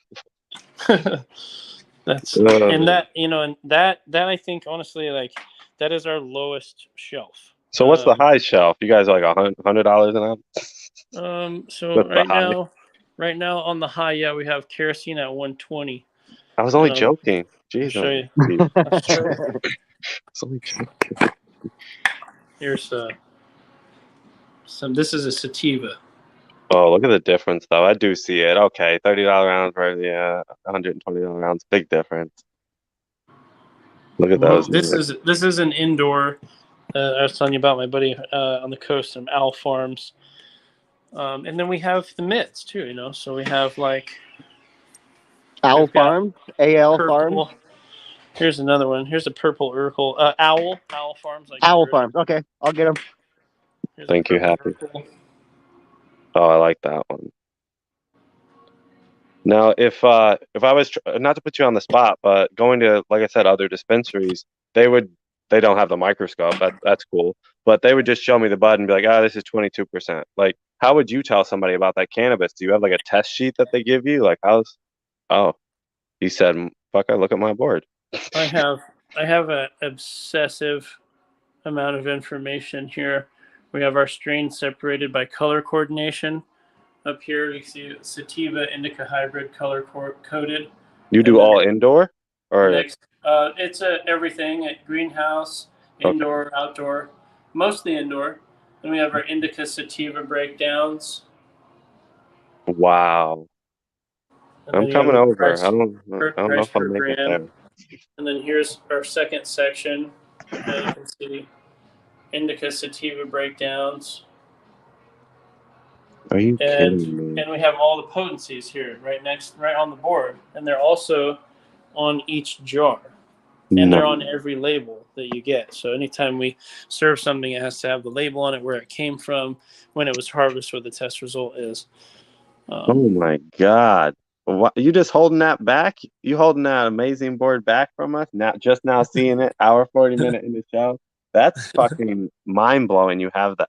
Yeah, you got to visit some dispensaries around here. I mean, it's a little hole in the shop, and a kid drives up on a skateboard and tells you about wedding cake. I have some wedding cake right here also. That hype was way too big around here. It was like, can somebody tell me something about the cannabis? Well, it's wedding cake. There's And wedding it's like, cake right there. It's 80% indica, almost 30% today. now, would you say because it's 80% indica, it's going to be more of an upper? Can you give it that narrow definition or no? Well, so the indica is typically, for most people with normal body chemistry, I suppose, could say, experience the association of indica being like in the bed or in the couch, right? Indica being the down, endo. Mhm. That I'm not one of those people, though. I literally will take 4 to 12 different kinds and grind them all up and put them in a 24 karat gold paper and just blow the whole thing like this, and I'll be really excited. I'll be really happy. I'll be ready, I like to to mix and match. That's go fun. for a swim or go for a jog or go lift some weights or do something creative and fun. Like, Now, in the I sense just, that I was mentioning dry cannabis, do you monitor that humidity in those vessels up there? Or do you yeah, have an idea what they are, or how's that work? I actually have, He, of course, would have something. Chad, you fucking I'm on it today. I'm out of them right now, but I sell jars with a custom lid that has a humidity controller in it. It's not a controller; it's actually just a reader. So when you buy an ounce, I'll have a glass jar, like a ball jar with a special lid that shows you how much humidity is in the jar.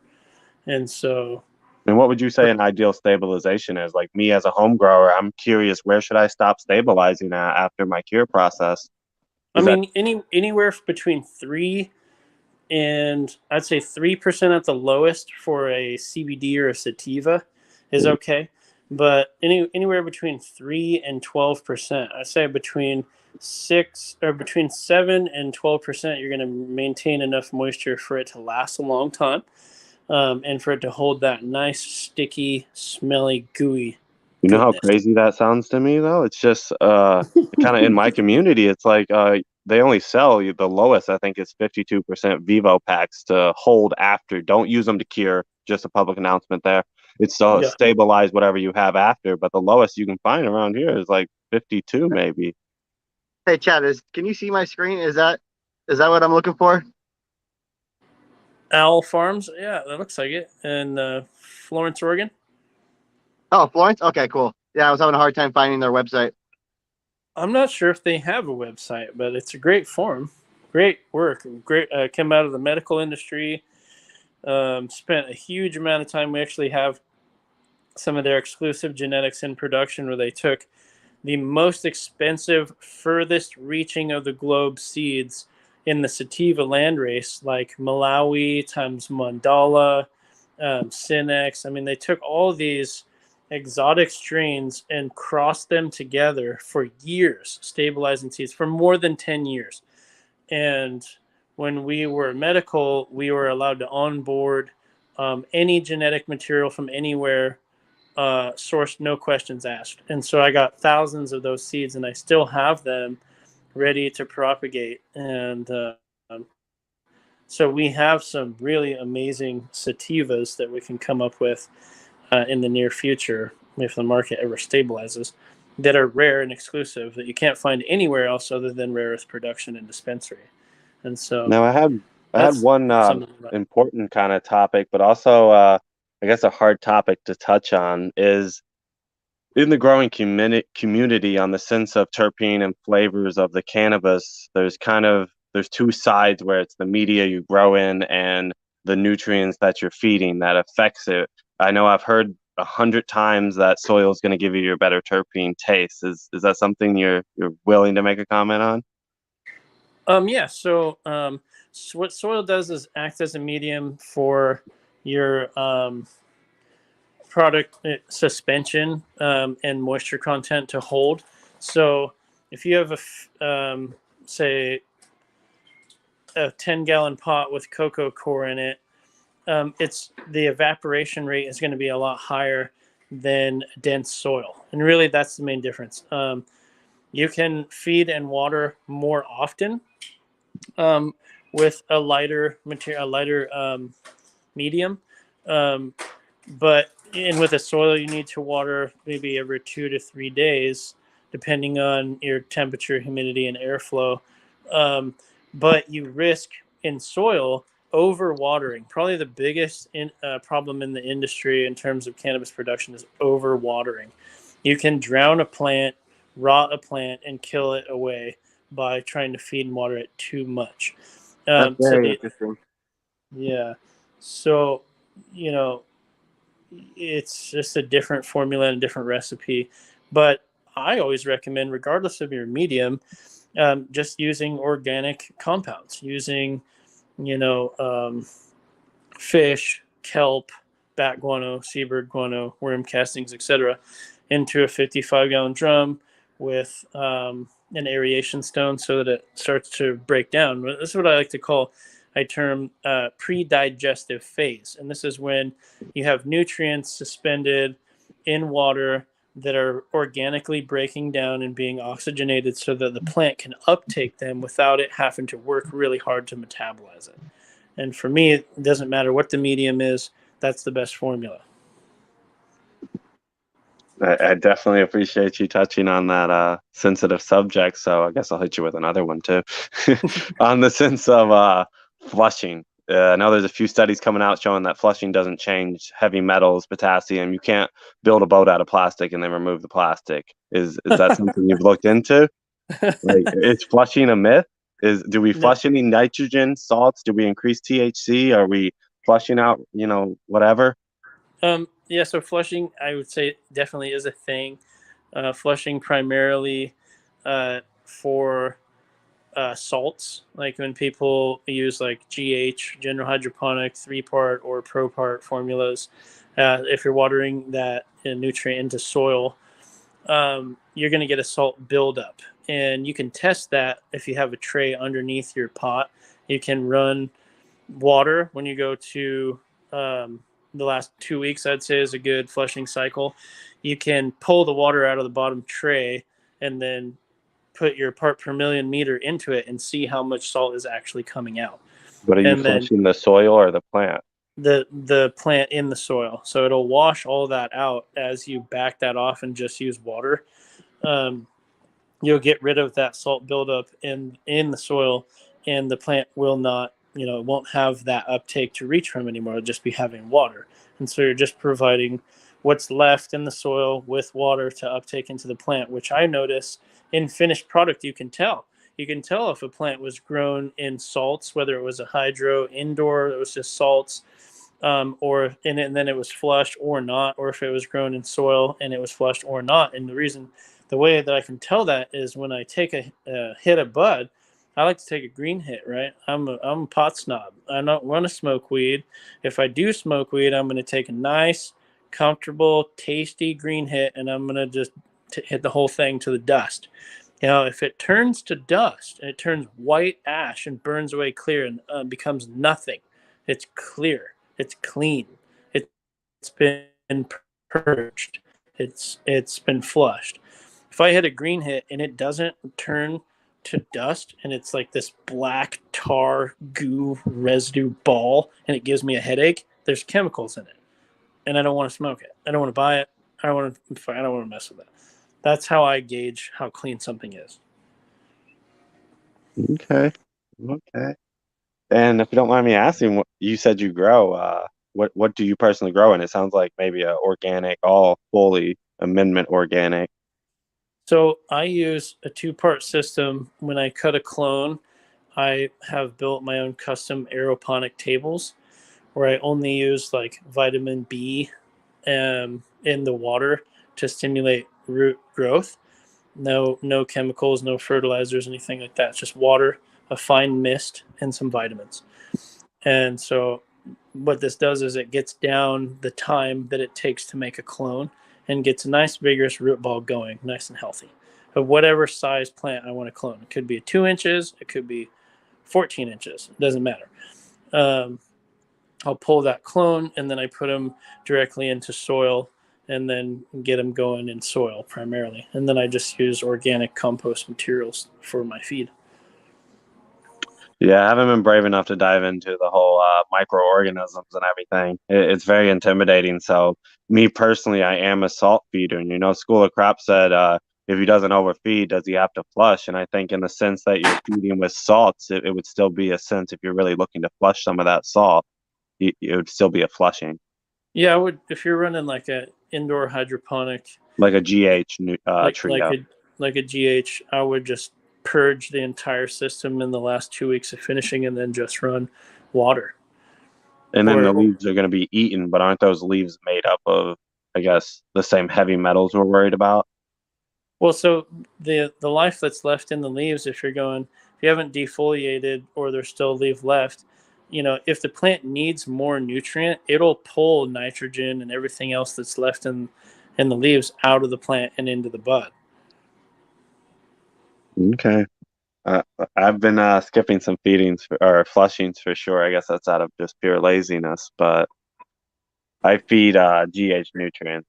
I really am intimidated by all the microbes. It's really like a system. You're trying to make nature indoors inside this little pot. It's very intimidating.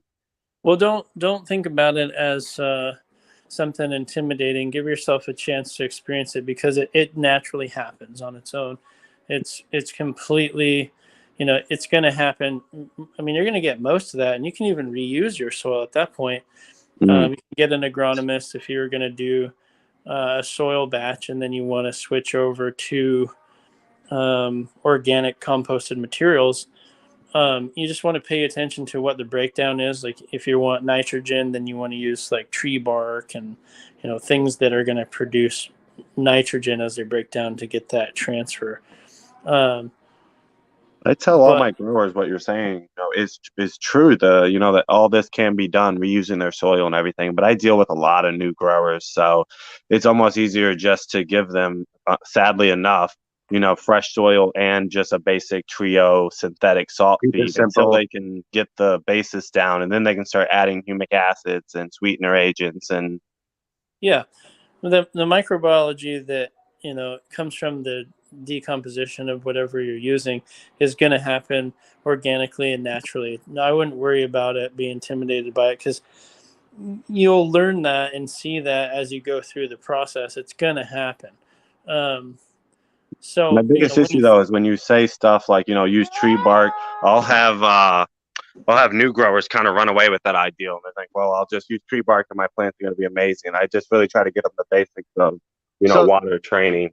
So the methods Chad's explaining, which is pretty interesting, I've worked at a couple of farms locally, this is what they do at the farms here, man. Like this is like when they feed, it's always organic. Like conscious cultivators I'm not to give up their secrets or anything, but their feeding methods were very similar to exactly what Chad's speaking of. He's talking about, I think, at a larger scale from an industry perspective as well, like whereas I think a lot of us growers here have like a tent with a couple plants in it. You know what I mean? So it's a different kind of, it may be a different ballpark for some of our followers as far as like the way that they grow in comparison to like how some people grow here in Oregon outdoors, or like a farm would grow, for instance. It could be far off. I'm just noticing from what you're saying, that's exactly the experience that I had with feedings at the farms that I worked at. That's exactly how we did it. That's just the way there, And whereas here in my little mini farm, I'm using synthetics as an easy way to just eliminate any factors that I have in my grow and keep it simple and sweet and focus on training. I think that's what Jigi's trying to say. There's a huge variation, like as far as like that goes, if that makes sense. I get it. Totally. Yeah. I mean, for a small grow indoor for a couple of tents or a couple of plants in a tent, you want to try to do things efficiently, right? And using like a 3-part salt formula is pretty easy and efficient because you just look at how much you need per gallon, mix it in, pH, and then you're done. Feed water. It's pretty simple. It is a couple extra steps. You want to you want to typically, if you're going to run a 55-gallon drum with a bunch of organic material that's going to break down, it's going to smell bad. And Yeah. really, the worse Oh, it it does. smells, the better your plant's going to be, because those are directly related to your terpenes and that pre-digestive feeding phase where the plant's going to uptake all of this nature to sustain itself. And so it works really good on outdoor scales or greenhouse scales, because you're not subject to having a barrel of decomposing matter indoors. Yes, But you exactly. can always, but you could always make yourself a little compost bucket and keep it outside. Let it decay, and then when you want to feed, check your part per million, check your pH, adjust it, and then do your feed. I Just know depends on you how were you nice want to do it. enough to write down some notes for us. Definitely before the show closes out here shortly, is there some notes you'd like to kind of go over, share some kind of terpene information kind of with the public, something you think that needs to be known? Just I can go over the basics, like food grade terpenes versus cannabis terpenes. It's really just like we talked about. It's the expression of the genetic capabilities that would produce your pine or your wood or your musk or your sweet smells. I want skunky. Terpenes. Where do I get skunky? What do I got to look for to get that, old school sour diesel, New York sour diesel skunky? What is that terpene flavor profile if I was looking at it at that point? Do you know what would kind of be Oh, responsible for that? we did actually look that up, and Yeah, it at one point was we did. there was a base of like 4 that I pointed out, but it had like 8 or 9. Like it was practically everything all Oh, mixed wow. together that made it, but in various levels, like some more than others. But it basically was like 8 or 9 of the 10 combined that gave it that kind of gassiness Mm. of it all. I don't remember what the levels were, but Yeah, I I'll have to do. get a hold of you after the show. I'll have to find that one out. That's something I'm always hunting. Yeah, for sure. But because cannabis genus expresses nearly every different kind of scent or taste, terpenes can be found there and in every other organic, natural living plant. So, I mean, that's the basis. Yeah, you were saying before that, these terpenes, it ain't new research. They've been researched just in different forms, different plants, different compounds. And the different language, too, like terpenes or terpenoids, you never hear about an essential oil with those words. And so, really, essential oil is the same thing. It's an extract of a plant that makes up the smell. Just the word terpene has surfaced as a direct correlation from the extraction of cannabis, but they are in fact the same. I'm just gonna pop up one of your grows here while you talk. People were really interested in your growing, so I know I had some videos from our last show there. Oh, my man's gross. Yeah. Yeah, just while you talk Oh, about some of your notes, I can go over some of your videos. yeah, thank you. That's a special plant I made that is Northern Lights times train wreck. That was an experiment, and it sure looked good. It smelled so good. It looked like big fat dense buds, but those buds actually, when they dry, were super light and airy. It really was amazing sativa dominant joint weed.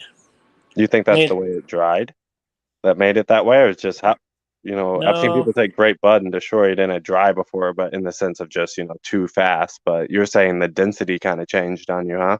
is I think that in that formulation that seed was expressing more of the sativa and less of the indica. And typically in sativa, you don't see the same level of density. And so when you stack sativa genetics together, they're more light and airy than heavy. Indica strains typically on the genetic structure have a stronger, a higher density. And so I would do that strain again, but look for a phenotype that was more stocky, that seemed to have more of the indica traits, or cross it again to some other indica like a Hindu or a pit bull or something that has a low finish time and a high yield to increase the density. I sure like that spiral. Every time I see it, the pink spiral. DNA. It does. Oh yeah, oh yeah. There was that Indica, the Hindu Kush that looked like a DNA helix as I was twirling it around with the purple. It really looked like a strand of DNA. Yeah, I love that strain. It's a Really fantastic strain cool. to grow. We Fun. have some still here in stock too. Some Hindu. Yeah, we got about probably 10 more minutes. Everybody light up your joints and everything, but I know you have a lot of messages you want to share with the world, Chad, and I hate putting you in a box sometimes on one topic. So if there's anything you'd like to say, definitely now's your moment. You can go ahead and speak to the public if you want. Well, I'll just close with, you know, I feel fortunate to be born into this and be able to be in a position where I have friends like you to help spread the word of the message. And I'm here for you guys. If you have questions or you want to do consulting or you want to travel to another country, let's make a plan and let's get out there and let's share it. I've been fortunate enough to meet with some of the cannabis gurus and leaders in the industry, like Jack R.A.R.E, and Ed Rosenthal was a grow authority. And Jack told me to tell everyone that cannabis can cure cancer and hemp could save the world. And so I'm here to help spread that message and just be here for you all. That's Amazing. a beautiful message, and definitely I use it now since you've told me. So I think that's amazing. Somebody in chat had a question on terpenes. It looks like any opinion on terpenes and whole plant, fresh, frozen, ice, water hash. Any tips on growing for hash? Oh, sure.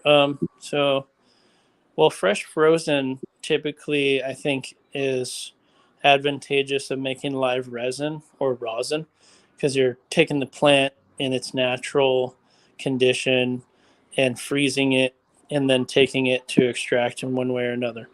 Um, for making like ice water hash, I'd recommend fully drying, like what you're talking about, these plants that kind of are really dry.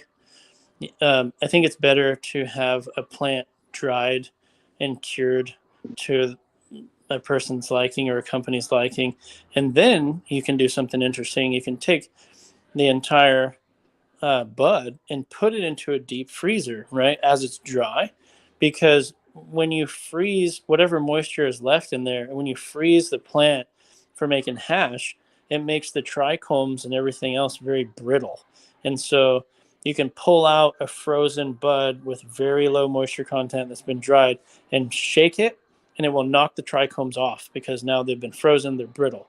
And so that's a really good way to get dry run keef off without getting it wet, without it still being alive. Because if it's alive, they're still sticky. You're not really going to get them off there unless you're using heat and a press. How do And you so, feel about the people using dry ice? I don't know what dry ice is made up of, but it just seems weird to be putting that with the cannabis.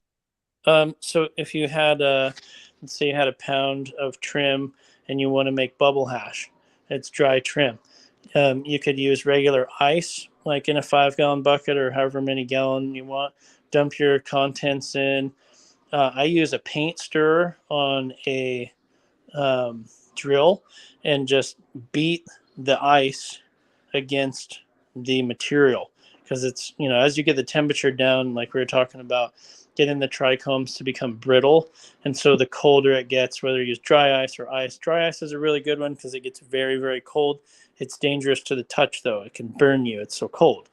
So yeah, and you can't really see. Like you put dry ice into water and it starts to off gas CO2 um, and turn it basically into a cloud. And so that is, you can use regular ice and dry ice, and then just beat the crap out of the material to knock everything off.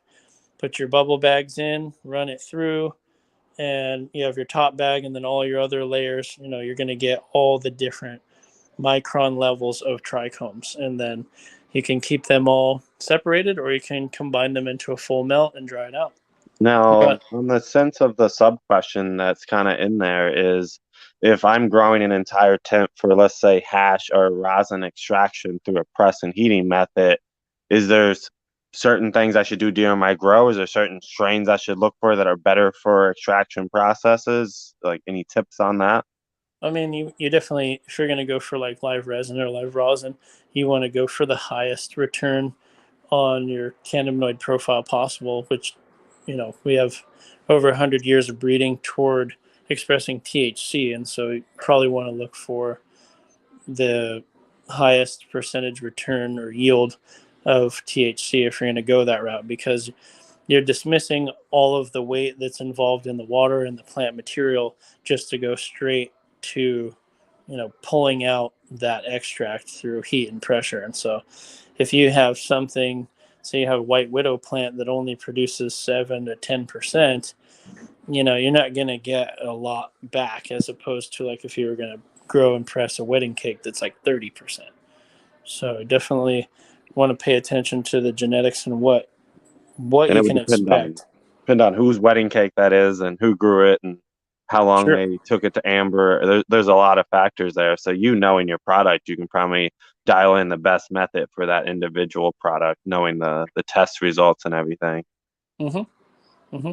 At least have a ballpark idea for what you can expect if you're going to go into a live or a rosin press.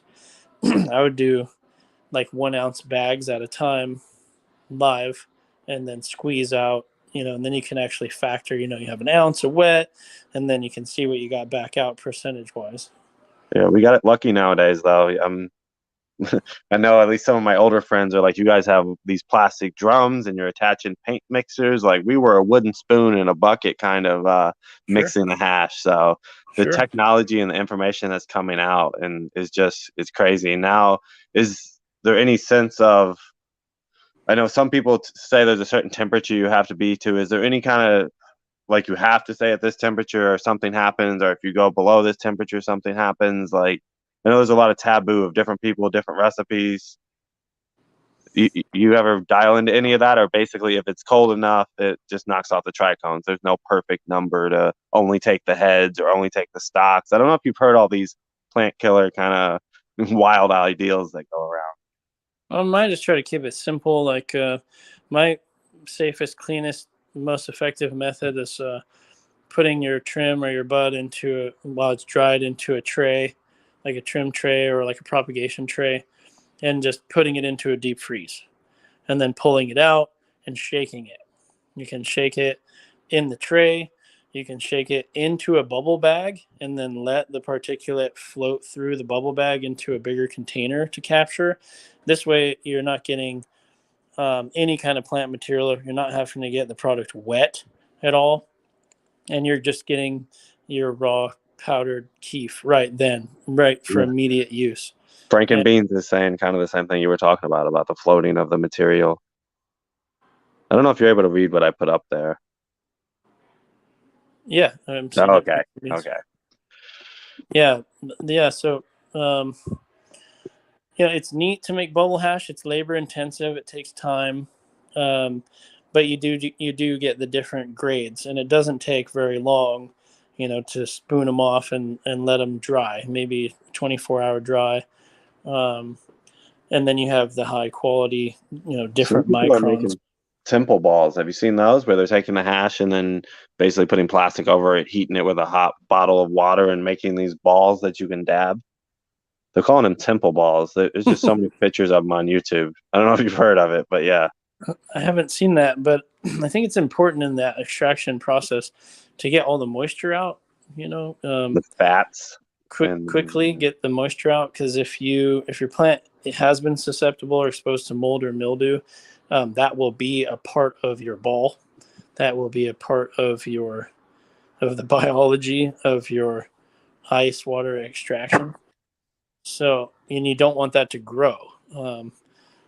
So I just recommend, having that next to some area of heat where it can be heated through and through to inhibit any further activity for mold or mildew. Heck yeah, Chad. I mean, I picked your brain on so many topics today, and I appreciate you letting me kind of bounce you around everywhere. As again, I hate putting you in a box, and we probably got another 10 minutes or so. I'm just waiting for a friend to show up, but I did put a link out in chat if we want to take this opportunity. You can kind of say what you want to say, and give kind of your outro, how people can find you. And you're welcome to stay up here while the audience come up as well. But I want to give you an opportunity by yourself to kind of say your bits. All right. Yeah. Well, just thanks again for having me here. I should probably get going though. I do have a lot to do, and I've been on for longer than I thought. We always get into a lot of subjects. I thought I'd be doing maybe 30 minutes. We've got about 2 hours recorded, so I hope that helps a lot of people. Feel free to reach out to us. You can email us any questions or comments at Rare Earth Organics Patient Center at gmail.com, or you can contact the Grow Department at rareearthgrow@gmail.com. I see those first. They come straight to my phone, so that's a good way to contact us. If anybody wants to build a consulting company that wants to synergize, wants to help push this information across the nation, I'm looking for like-minded individuals to collaborate and elaborate and go forward and do very well. So feel free to get at me. We're here. You can reach us on the store line here 10 to 8 p.m. Monday through Saturday. Our number is 541-357-5546. Any questions, comments, or concerns, feel free to reach out to us. We're here, and we're not going anywhere. We're just going to continue to push this knowledge so long as we're around. So thank you, guys. I'm going to exit and get back to work here. Let me know when you want to do the next show and next topic. Thank you so much, man. Thank you for coming up. Everybody's very appreciative, and like I said, you were asked to come back. That's the first time a guest, people contact me like, can we get him back and talk a little bit more on this terpene and medical side? I'm so excited to see the hunger my audience has for the medical side of cannabis. So Thank you again. That's incredible. Let's maybe talk about, coming out there and hosting a seminar and getting a room for the people there live and present where people can interact with us. And, that's another avenue. Like, I really want to be there. I want to come check it out and be a part of this. So School of Crop, I think, is asking if you do consulting. You're a wanted man. Absolutely. I'd be willing to consult, set up, build, write out operation procedures, business plans. Like, I literally helped develop the legislation. I've literally been in this realm of experience nearly my entire life, and it seems to be what I'm going to be doing. And I don't think there's anything else I'd rather do. So I love to do it. Helps people. I understand how it helps, and I really would just want to push that to the forefront of humanity. So any and all traction we can get together to push that, please, I'm here. That's an amazing idea, man. That's really cool. Yeah. Heck yeah. I won't keep you any longer, man. I'll let you get out of here, but I appreciate your time for sure. Thanks, guys. Much love. We'll talk soon. Much love, brother. Peace. Amazing show. Bro, that's insane. Awesome guest, man. I love having Chad on. It's a very educational episode, you know what I mean? And yeah, there's a variety of the way we grow, guys. Like, I know a lot of people, like, some of the things that, Chad talks about, like, we steer away from as far as, like, cultivars, like, in a more home setting where we home grow with 4 plants in a 3x3. You like can myself. do that stuff in a home grow. It's just you totally something can, I would but necessarily start with. It doesn't always take well, like it with some of our followers, because of that fact that we grow in a different way. But I just wanted to express that, like, at the farms that I have worked here, in Oregon, that's pretty common procedure. That's just how they do it. Yeah, that's what we do. This weird procedure, $30 ounces. I mean, it wasn't big, beautiful nugs, but I would have snatched that up. Okay, so I can say one thing. So Chad's $35 ounce compared to the $30 ounce that I've showed many times. Like, those might be smaller nugs that he showed or whatever. Could have been like towards the end of it. It's a fast product. People want that cheaper stuff. Like. Hey, I smoke the little ones too. I'll smoke the little ones. But the flavor in comparison, like I picked up one from him a couple weeks ago or last week or whatever. It was really good, man. In comparison, I could taste. I was talking to Smart Poker and Crispy and Weed Nerd about that when I was on their show last week, about how I could just taste like something weird in some of the flour. Like, it's pretty common around here. And Weed Nerd brought up the fact of neem oil. He's like, yeah, man, like a lot of those places, just neem oil is a pretty common. Yeah, I've heard about that. You could taste it. You could taste that shit in your cannabis. So I think the whole, like, when you're mass producing cannabis, like in a way that's going to reach a lot of people, then yeah, you have to factor in things like, we can't have a speck of mold or mildew in this shit. Like, we got to get rid of it.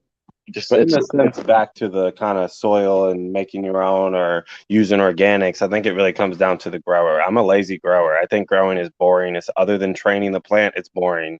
Some people want to be very involved and look at microbes or do cocoa where they can change stuff really fast. So why change stuff? I guess it depends on the grower. It's grower style. so we're 1 week done. It looks There you beautiful. Happy. Viking's gonna critique it right now. Tell him what he's What do doing you got for wrong. me, man? Plant killer? God damn it, Killing plant plants? killer. Oh, that shit's fucking dead, bro. Whack, huh? It's gonna blow up, man. Bro, that shit's fucking dead. I suggest you chop it right now, live on stream, and just fucking start over. Wire it. Where's Johnny at? He's gonna tell you about your suckers. Wait. Where's the pigeon perch? Yeah, where is Oh, she? dude, We haven't Mom seen took her. that shit. It's hostage, man. I gotta go find it. Go I'll find her. Yeah, it's hostage, man. You bring it I'll forward. grab it off this. I'm not gonna bring it in here though. Damn stick light. Yeah, that light's That plant- $200, dude. Using code HWGG trim on Magobi. That's a Magobi Octopus 300. That's $200, and you can easily get a pound out of your 3x3 with that. So codes are down below in that little. You could scroll. easily get a pound out of it. You could. Yeah, easily. Well, not everybody happy. We just put it out there like it's like nothing, but. But Johnny said if you ain't getting 8 pounds of light, you're bullshit. Oh You yeah, suck. forgot Your about shit's that. dead. Yeah, it's dead now. Fuck. Hate when that happens. Viking, you notice the overall light and color, or do you think that what would your what's your I think educational? I don't know. Your Okay. spectrum might be off, bro. On camera, it's hard to tell, but they look very healthy to me. It looks like. Let me see. Let me see. Get in there. Get in on them. Full screen this sitch. Let's see it. What do we got, Viking? Give it to me. Give it to me, bro. Get me low. I want to see. I want to see underneath. Let me go low. Can't show you my bugs. No. Come out and come across that bitch. I want to see across it. How level? Oh, is it? that one leaf right there you were just in on looked a little puffy. I seen a couple bumps. Oh, bumpy? yeah. See them? See those All speed those bumps working right in there? Watering. Yeah, Bumps watering. aren't always bad. It could be like road rash. Yeah, it could be No. worse. Could be worse. They look good, dude. Show me how even that canopy is. That bitch in the back. She's Let's stressing see. me out, man. Ooh, I would take that though. That's nice. How's I'm that working foot her. look? She's getting put in her place. Yeah. Let me see your foot if it's there. I don't That's even see nice. a foot. Is there one that exists? Oh, there's a little foot under there. Nice. I mean, that's nice. I like Yeah, it. nice legs. Nice legs. What you got at the top? You got some cola stacking. How far into flower are you now? Week 1 as of today, 7 days. Okay, week 1. So you probably got at least a week of stretching, if not more. So it depends on the cultivar. Yeah, she's being a hassle back there. She's not listening. What's that? How much power you got that light on? It's at million watt. it's at 100%. I don't know what its max wattage is, but based on hang heights from Dr. MJ Coco, 16.5 keeps you from going above that 1,000 density, so you don't have to get bleaching or anything. So you run it full blast at the start of flower? In the 3x3, yes. So we don't do any walking, like none of that. I did Gotta last walk with the time. flower. Yeah, you walked it last time, but really what we're trying to imitate happens over a 4-month period outside, and we're thinking we're doing it in 2 weeks inside. These are the modified skunks, by the way. But the problem is people want to be at 100% in veg, and it's like, what the fuck? What are you going to do with flower? You got nothing left to give them. They got their first feeding in flower. So they got a total of 2 feedings so far, and they got some CalMag early on. Oh, they won't die. They won't die. I'm just joking. Everybody loves your plants, though. Happy. We just bust them. But yeah, definitely. We're always working on watering. I got to work on my watering practices. It's always the watering. Mike, congratulations, my brother. I heard you won some beans today. I did? Yeah, fucking A. Where? Oh, yeah, that's right. I did. Yo, shout out to Wait, that was the question? You're like, I did? Okay. Yo, yeah, man. 77. Over at the indoor promised land, did a New York John had a giveaway over there again. Oh, I missed it. And just so happens I happen to win. ADHD won the last one. Huh. Of course. He called it. He got there. He called it. That's what you used his method before he got there. So he used the just like I'm going to win the next giveaway, motherfucking hemp, dude. Yeah, you got a lot of giveaways coming. Mikey came up in there, or he was in the indoor promised land show, and he's like, "I'm going to win this." He took it like he did the ADH thing before he could get up there. Did you see? There was people in chat that were like, "No, I picked that number. I picked that number." They were trying to get all up on my 7s. I was You're like, I'm gonna motherfucker. smack you. I was like, go back and check the fucking video from last week. That was my number from a fucking week ago. I win, Sitch. All right, my buddy's Y'all gonna be pulling up lose. here in a minute, but I guess Viking, All right. you know, even on a guest show, I want you to give your public announcement. Oh, public announcements. Oh, these motherfuckers. Clear your throat.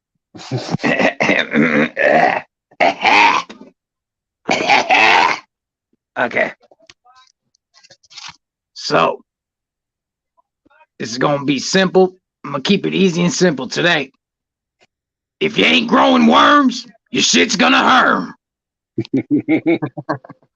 That's the state motto, huh? That's it.